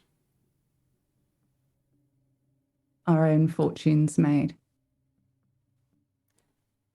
Exactly. And then she strides out of the solar and into the corridor, people parting, leaving her some space. Sam, this might be a bit with the mechanics, because normally you can't do this, but throughout that entire exchange, Enzo's focused on Lady Elenia. Could I do a retarget on her to see what her disposition is towards Faye? Yeah. Okay. So I have an awareness empathy against her passive deception. Okay. And I add 4 to this. 19. Yeah, I think that's going to be good. Let me double check. And I'd get a bonus dice, but I'm not talking to her. I just want to know what she feels towards Faye. She started the intrigue at friendly, and she dropped to indifferent. Interesting. After, just as she left. Yeah. Yeah. Okay. I'll give you one last little campaign question about her, Enzo. From what you could gather from what you just saw, it might not be a very complete answer, but based on what she was saying and based on her expression and her demeanor, what would you like to try and figure out?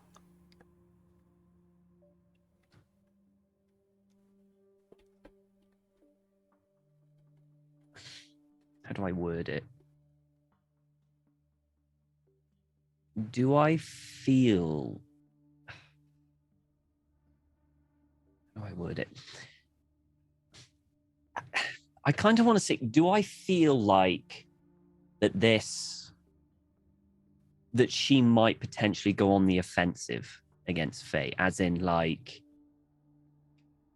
not aggression, but like maybe this is like the start of a longer battle, if you know what I mean? It's hard to put into words. Strangely, no. So it seems quite final. That Like, because she, I kind of picked up that she's quite proud of. what you can't reconcile in your head is the fact that you know from a couple of accounts in your investigation that she ordered the murder, the execution, whichever way you want to spin it, of Faye's father and brothers, leaving her as the sole heir apparent to their house. And the pride that she had in her eyes for Faye in this room and when she left. Would I know when Faye's mother died? I'll leave that up to Millie. Because I don't know if that was actually in... I don't think we would ever have talked about that. Probably not. It's not really a romantic thing to talk about, really. She would have talked about it with Miria. Yeah, for the last events. Okay, interesting. All right. Okay. Very interesting. Okay. Miria. Yes. A few more days' journey through the Red Mountains. Let's take you up to the kind of source of that little river that flows down into the Ironwood River. And as you are skirting around that kind of dip, that round into that valley, crossing over the water, there are shouts from ahead, the column, and that there is they've stumbled upon somebody who's coming in the opposite direction. And the message slowly winds down the column that they're asking for you.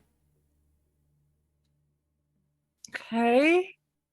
Oh, God. All right, what fresh hell is this? Miria is like, fine. So she makes sure that she has Lysander with her, because I think Lysander acts like her own like personal bodyguard with her. She moves her way up the column.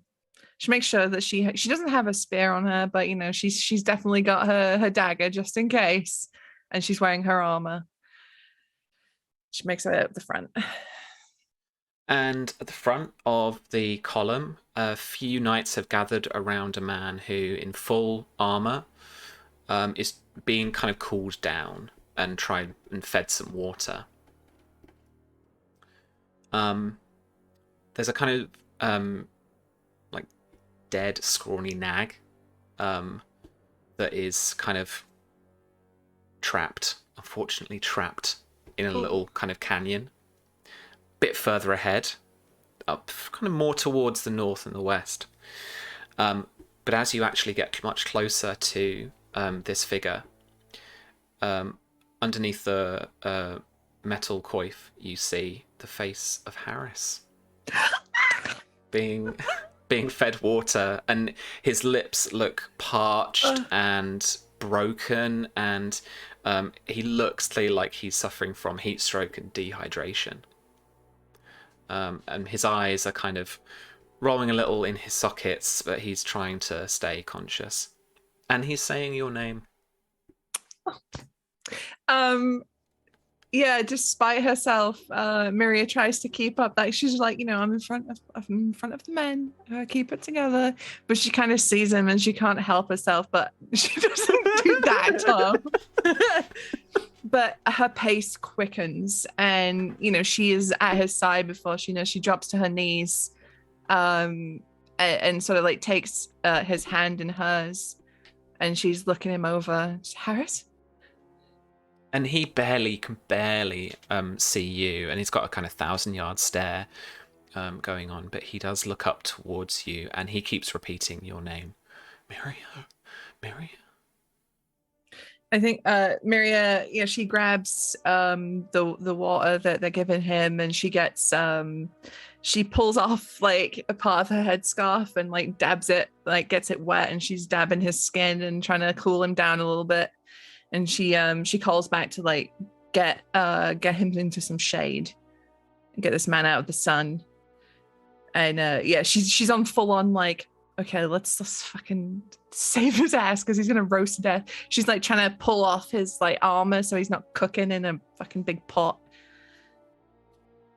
Okay. You do so. You drag him up to a shadier spot. Pull off the armor that's beginning to roast him a little in the heat of the day. And if you can roll for me, actually, I think let's see how well you do here with healing. Okay, I'm gonna fucking kill him. Treat ailment. Okay. I'll put a bonus die in here. You got a test die as well in chat if you want it. Let's use the test die. She would. Okay. All right. We're not going to use the bonus though. I'm going to save that. Not going to use the bonus. Okay. He's not use that the bonus. important. He's not that important. Hey. Oh my Roll god. 20, okay. please. 9 is what you needed. So well done. You managed to cool him off enough that he starts to regain a bit of his awareness. And he looks at you and smiles under, dry stubble and cracked lips. Mm-hmm. I think very conscious of the fact there's probably a lot of people milling around. She's going to be like, fuck off, everyone else. Like, we're going to make camp. I don't care. Shut up. We're making camp right now. She sends the men away. And she looks him over and she brushes his cheek with her hand. What are you doing here? We lost. And I got separated and I couldn't go back. I couldn't lead them. I failed him. And she looks at him and she shakes her head. You didn't. You live.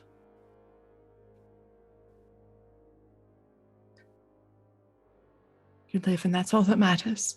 And she's got like a little tears at the corner of her eyes. He's, trying to control himself and, be like macho about it, but his lips are starting to quiver and he's kind of biting down on them and he's looking at you and his eyes begin to well up when a strange, painful feeling starts to take you.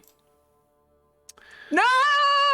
What is your passive endurance? How could you do that? 12. Okay. You take -1 dice on all abilities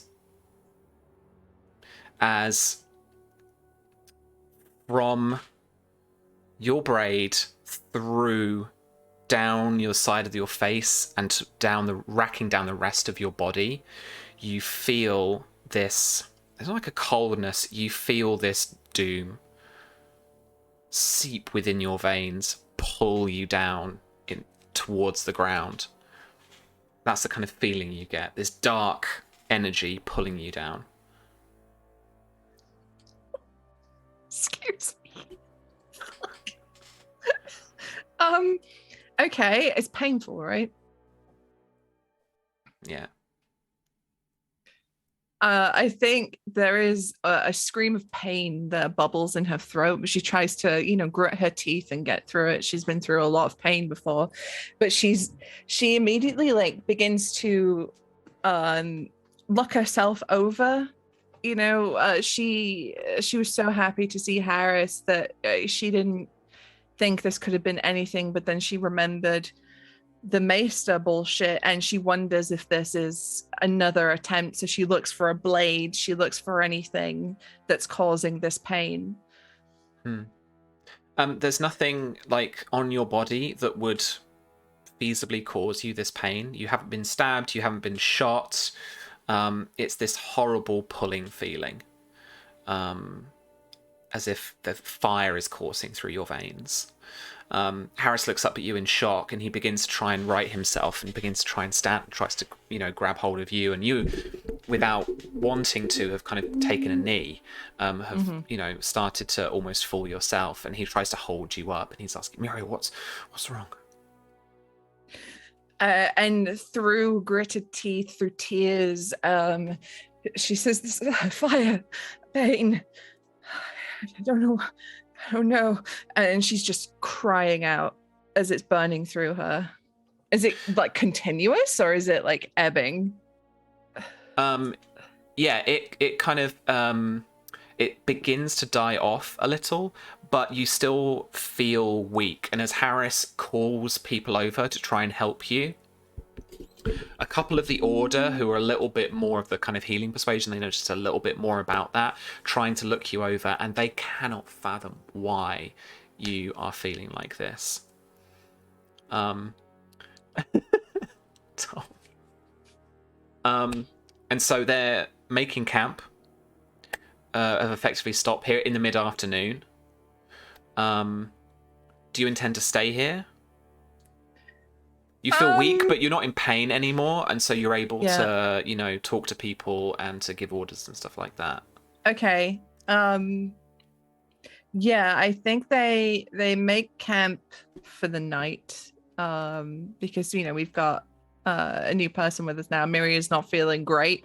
Marching is probably not going to be helpful. So yeah, it's the order to make camp. But she's still very much afraid and very, very paranoid that something in the area which might be causing this. So, she's having small scouting parties, just make sure that there's nothing or no one nearby. Okay.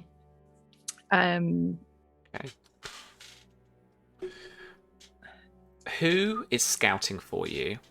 Your thingy boys, deserter boys, or the Order?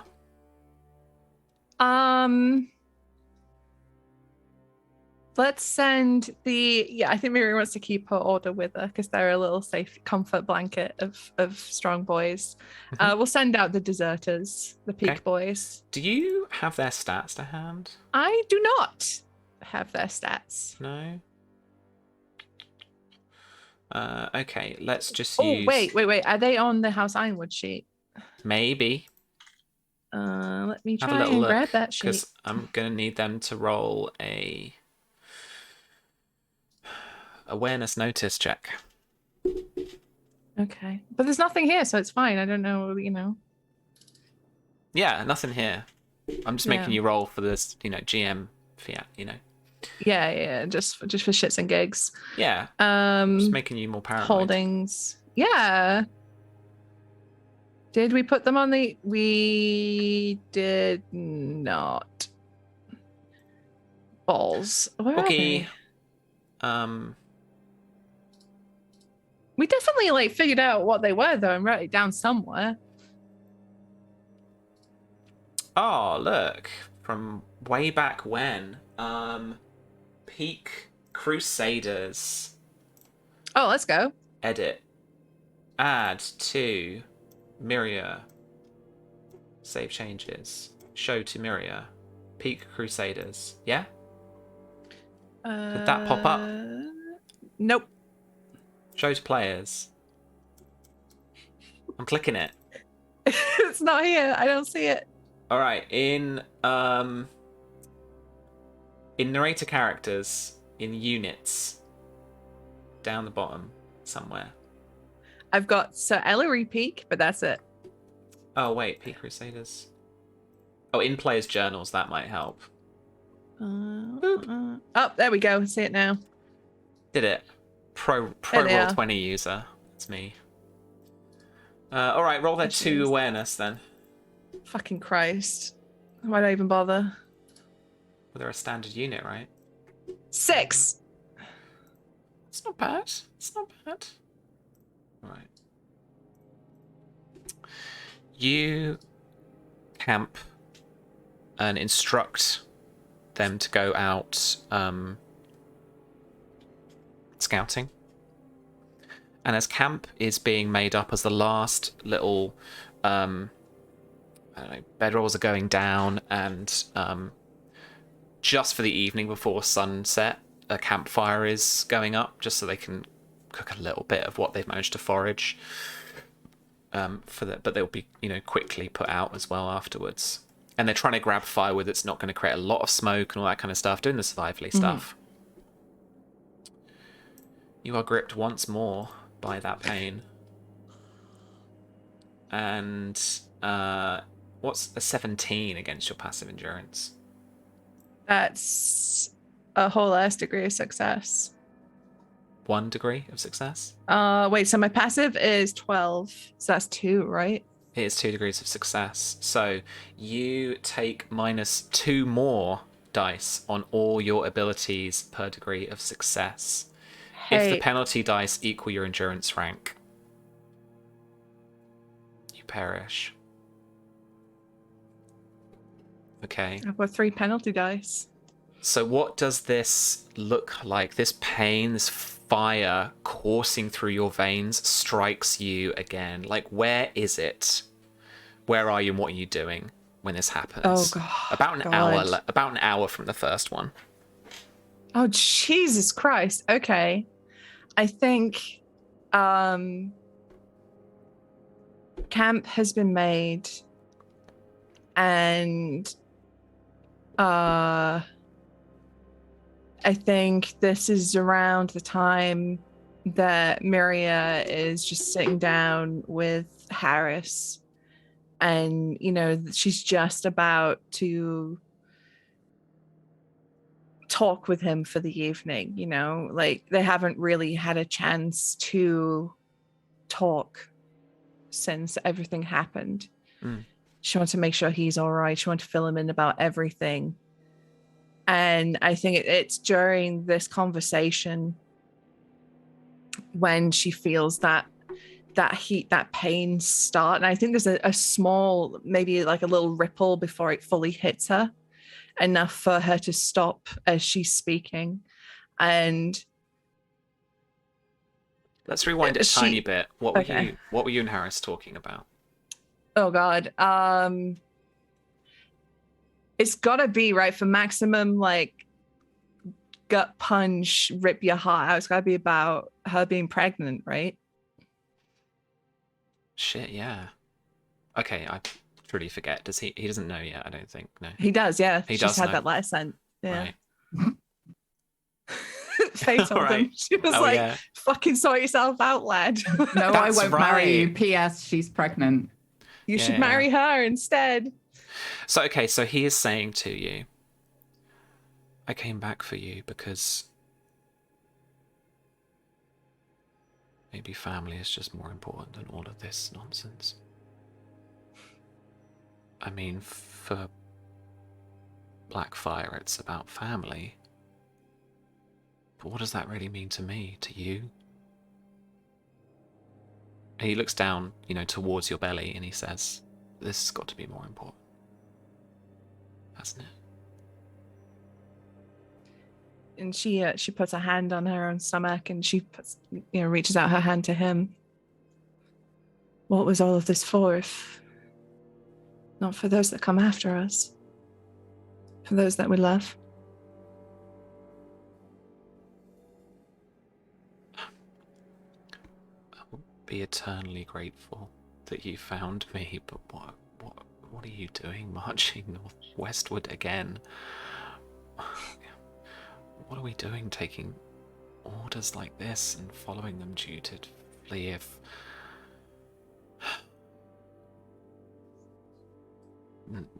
Mostly nothing but anger and bitterness and sadness and death come from it. I came all this way. I would tell them it is my duty, that I was doing what was ordered by me, by my king. I was doing it for the realm. But I was doing it for you. I'd heard that you had lost. And though when we parted, we'd said what we'd said and we knew what we knew, but I couldn't live with myself or be able to look our child in the eye if I didn't at least try. He smiles at that, he lowers his head, and he takes your hand in his and just holds it. There have been, scant moments of kind of intimacy between the two of you. And this is, just the holding of a hand, but it seems like so much more, like it's, crossing a boundary now for him that he's not been able to really maybe express or something before.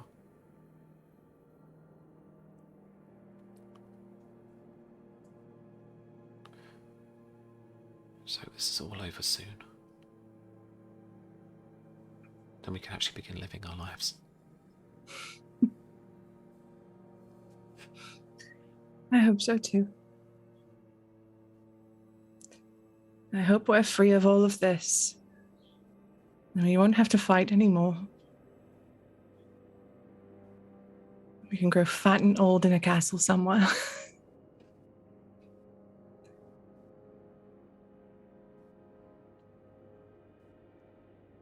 And that's when the pain hits you.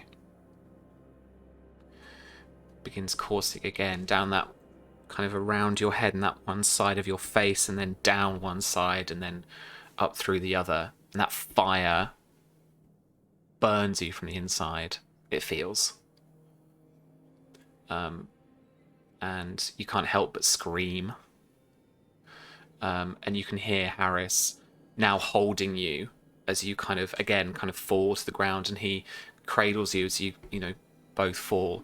And then you can hear cries from the perimeter, from the men around the camp, and arrows thunk and crash into rocks and into other men as they are skewered by arrow after arrow. A lot of the order quickly grabbing up swords and shields you can see out of your periphery, but you can see kind of above as you're looking up for Harris, these arrows like dart across your vision, upwards from where you are from your perspective. And you can hear the cries, that rallying cry of the camp trying to get up to defend itself, but half of them already cut down by these arrows.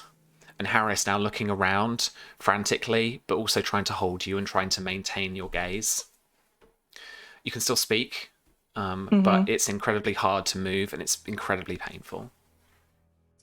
I think she's probably just folded in on herself, like when you're in that much pain, your body just crunches.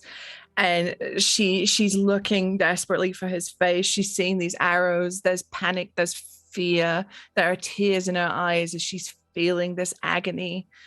And she reaches up her hand to his face.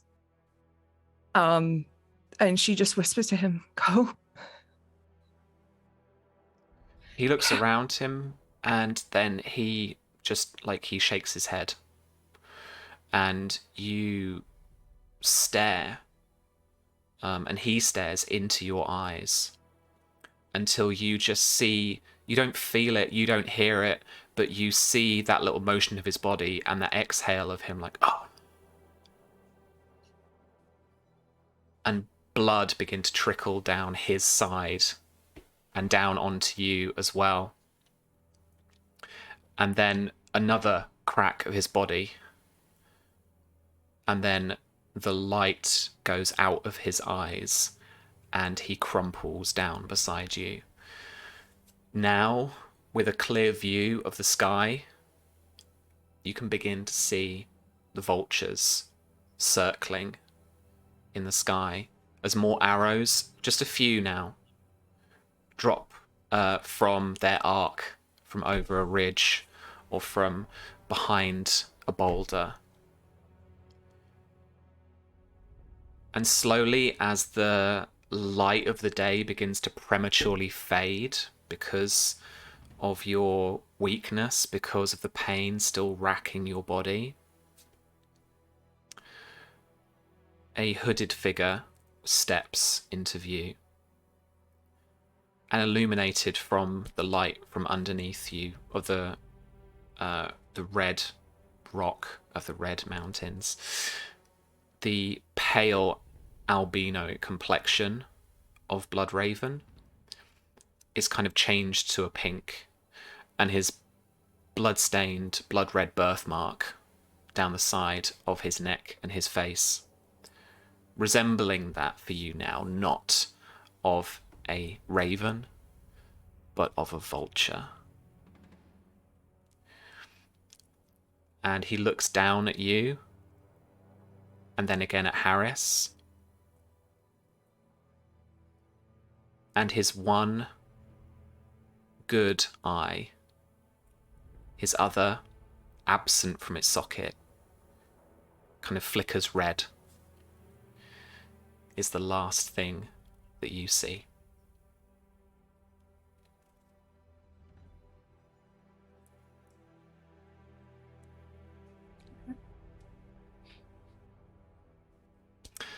That is where we will finish tonight's session.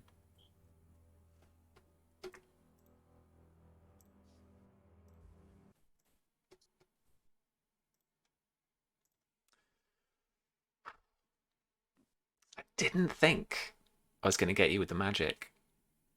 I didn't think I was going to get you with the magic. There we go.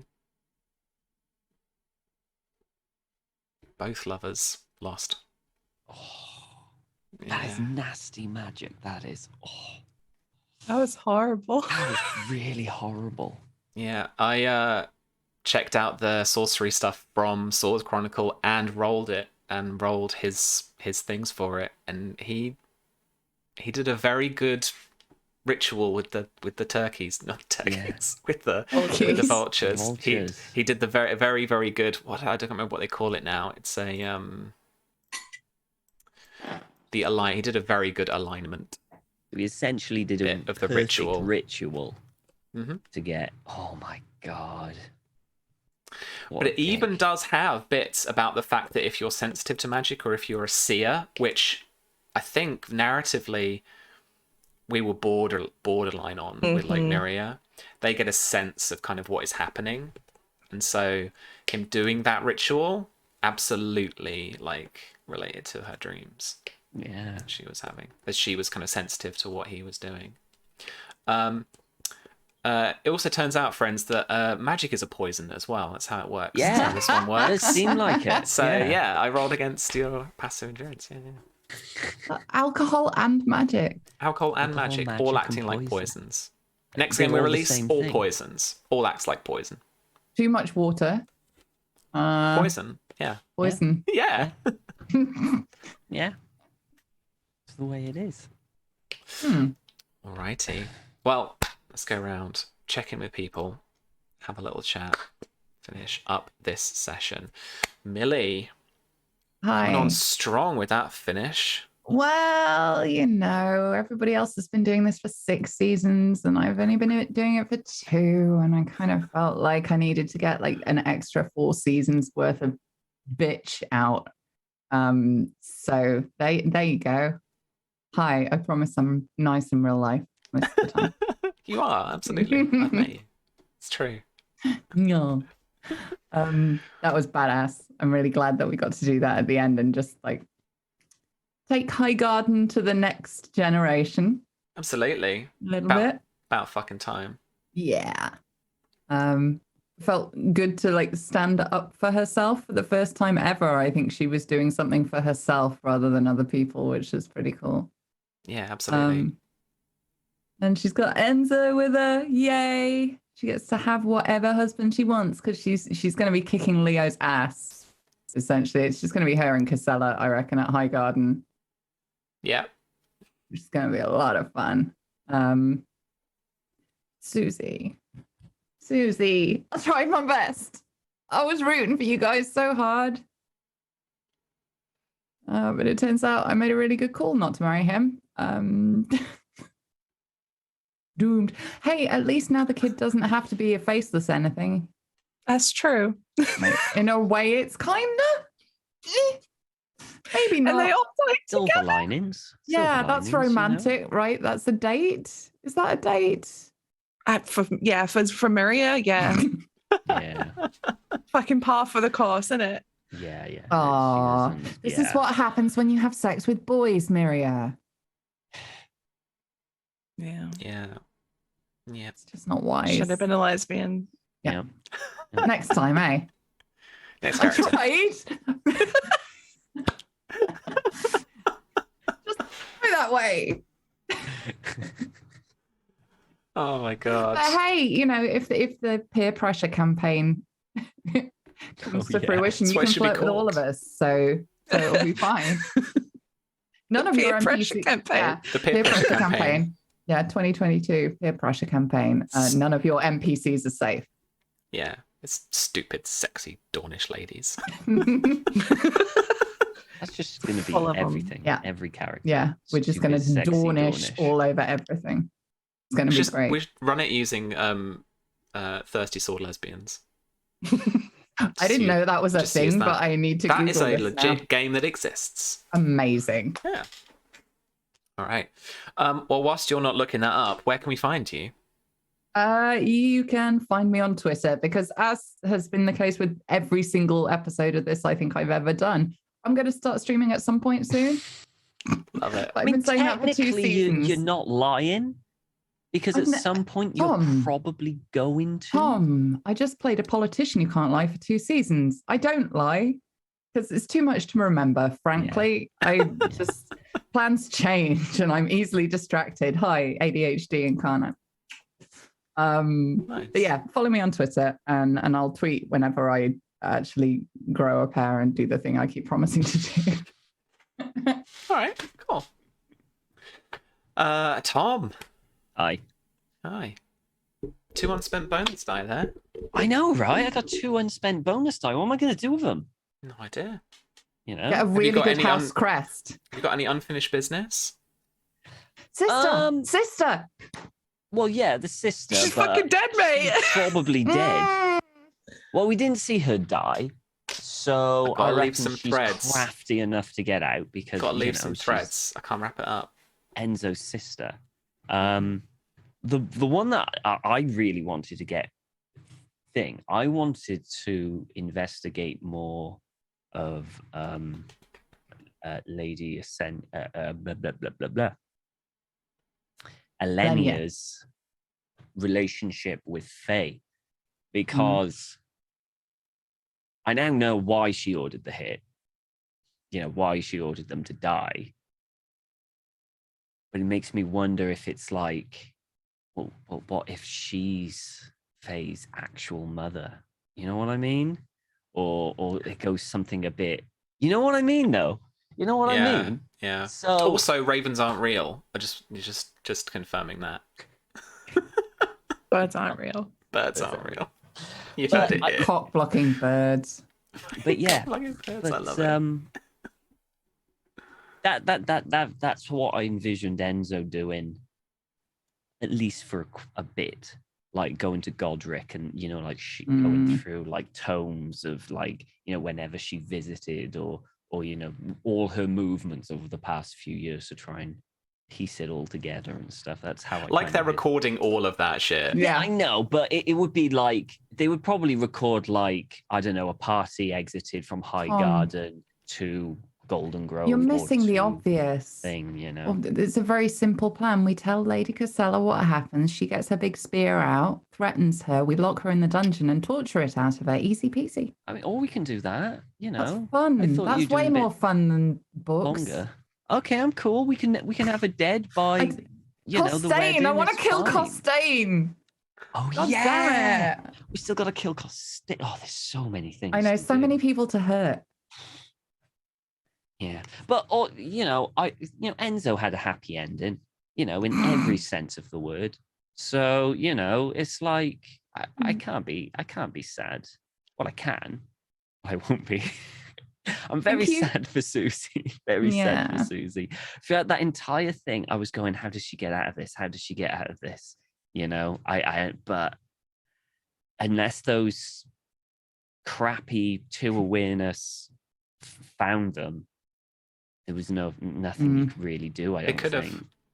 Really? It's like a 1 in 36 chance or something, but they could have. Should have sent the Blood Royal. They'd have found them. What's their awareness? Actually, I don't think their awareness is much better, They're to be knights, honest. aren't they? No. They're not like.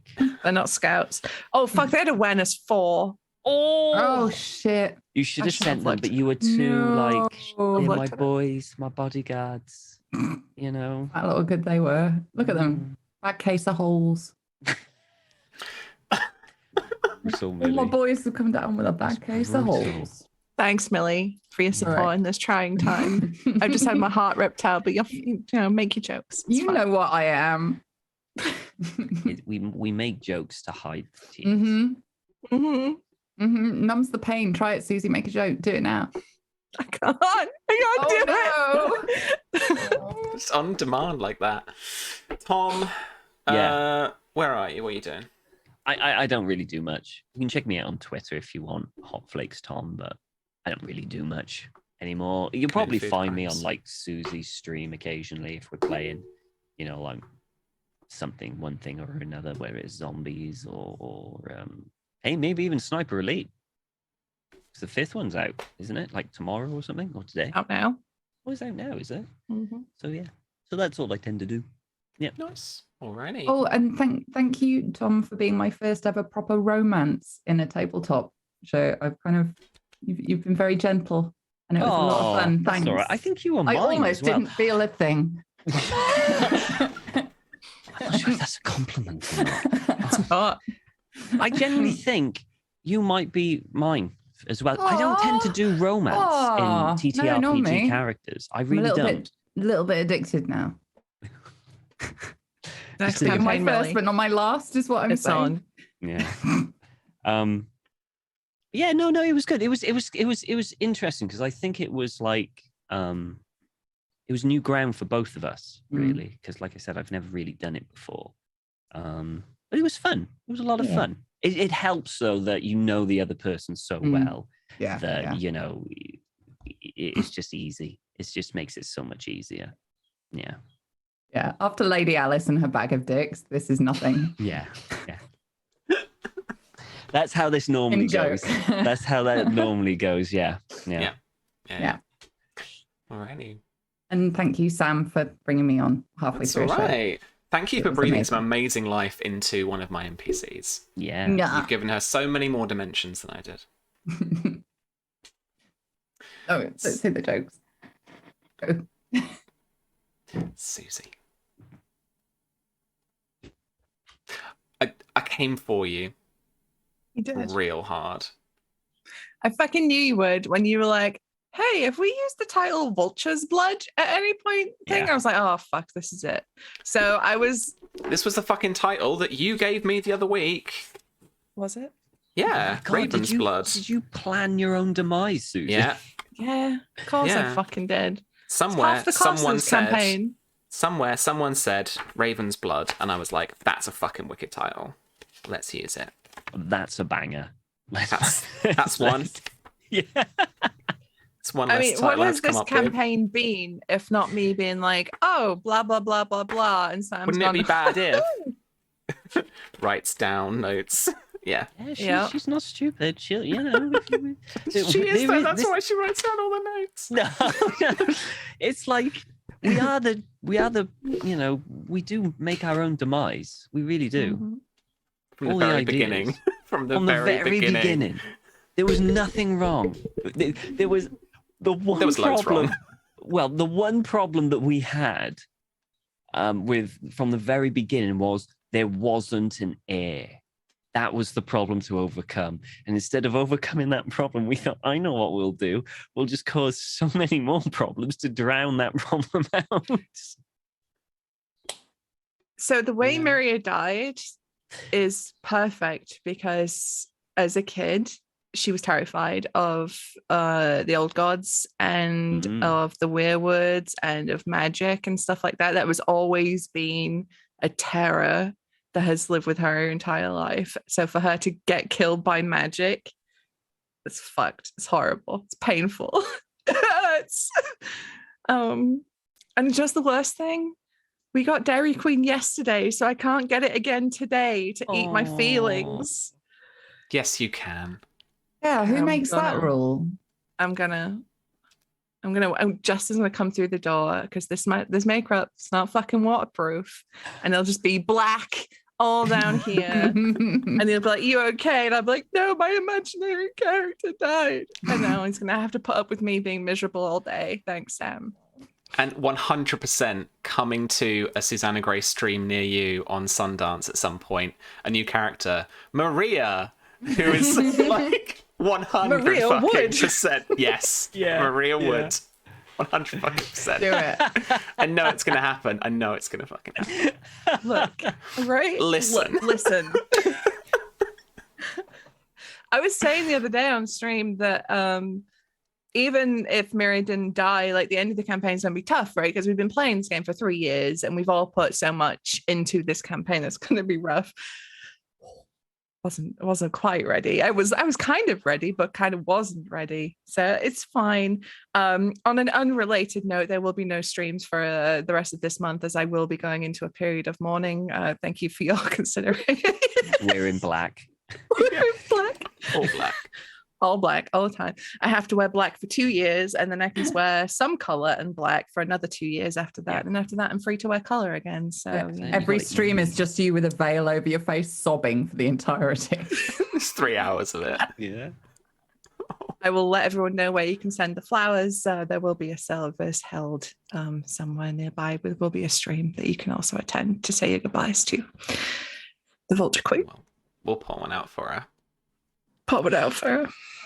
Where can we do that? Where do you do that? So where you can do that at twitch.tv/Susanna Grace, which is where I stream. At the minute, I'm streaming a lot of Red Dead RP, otherwise known as Cowboy Dollies. I have two characters currently. We've got Nora Featherston. Before the third appears, yeah. We've got two. We've got Nora, who is going to be West Arlington's bus driver. And then we have Madame Abigail Black, who is just a run-of-the-mill, very lovely, wealthy French school teacher who is just, up to good, normal citizen stuff in the state. She hasn't done any crimes yet. There it is. I'm going to have to come and visit. Yes, please. Oh my God. I want Abigail to meet Viv so badly. Oh my God, they would be disgusting. That would be terrifying. Let's do this. I am coming camping at some point soon, darling, so we'll have to meet up. So yeah, that's me. Anyway, right, I'm going to go cry. Okay. Well, thank you very much for joining us. Next week, we're back with the final episode. Then we'll catch up with the Tarleys. Oh, sorry. Still in Down with character. that lot. If they fucking make it out of alive, I am coming to England and I'm gonna fucking beat you all up. I cannot live in a world where Miria fucking dies and the Tarleys get to live. I'm sorry. That would be my Joker moment. You would Okay. I will snap. become That's the the fucking moment you Joker. snap. Is this your origin story? Okay. Yeah. Apart from that, and apart from my inevitable thrashing from Susie, we'll be streaming more Hexcrawl, our spy game campaign, on the Wednesdays as well, same time, 7 p.m. So I hope you join us for that, and that you join us for the last session of After the Fire next week. We will, of course, arrange an After the Fire to happen at some point when everyone is available after the final session. And then we will reveal all of the juicy fruits, except for a few which I have said I will only do in person and absolutely wasted. Yeah. Some things will remain a secret until that inevitable moment. So yeah, please join us then next week. But until then, you can go and see Jay, who is still streaming Cowboy Dollies, I presume. Let's send over a little raid. Where's he playing? Obi, I think he's playing. Obi, I think. Let's have a little hover Obi. over this. Obadiah Colt. Oh man. Yep. He's in his edgelord phase because he can't be a lawman. Can he not? Oh, dear, oh dear. Well, go and see Jay, give him a juicy fruits from us, and send him our love and stuff and all that goodness. Until next week, friends, take care out there, and we'll see you then. Bye-bye.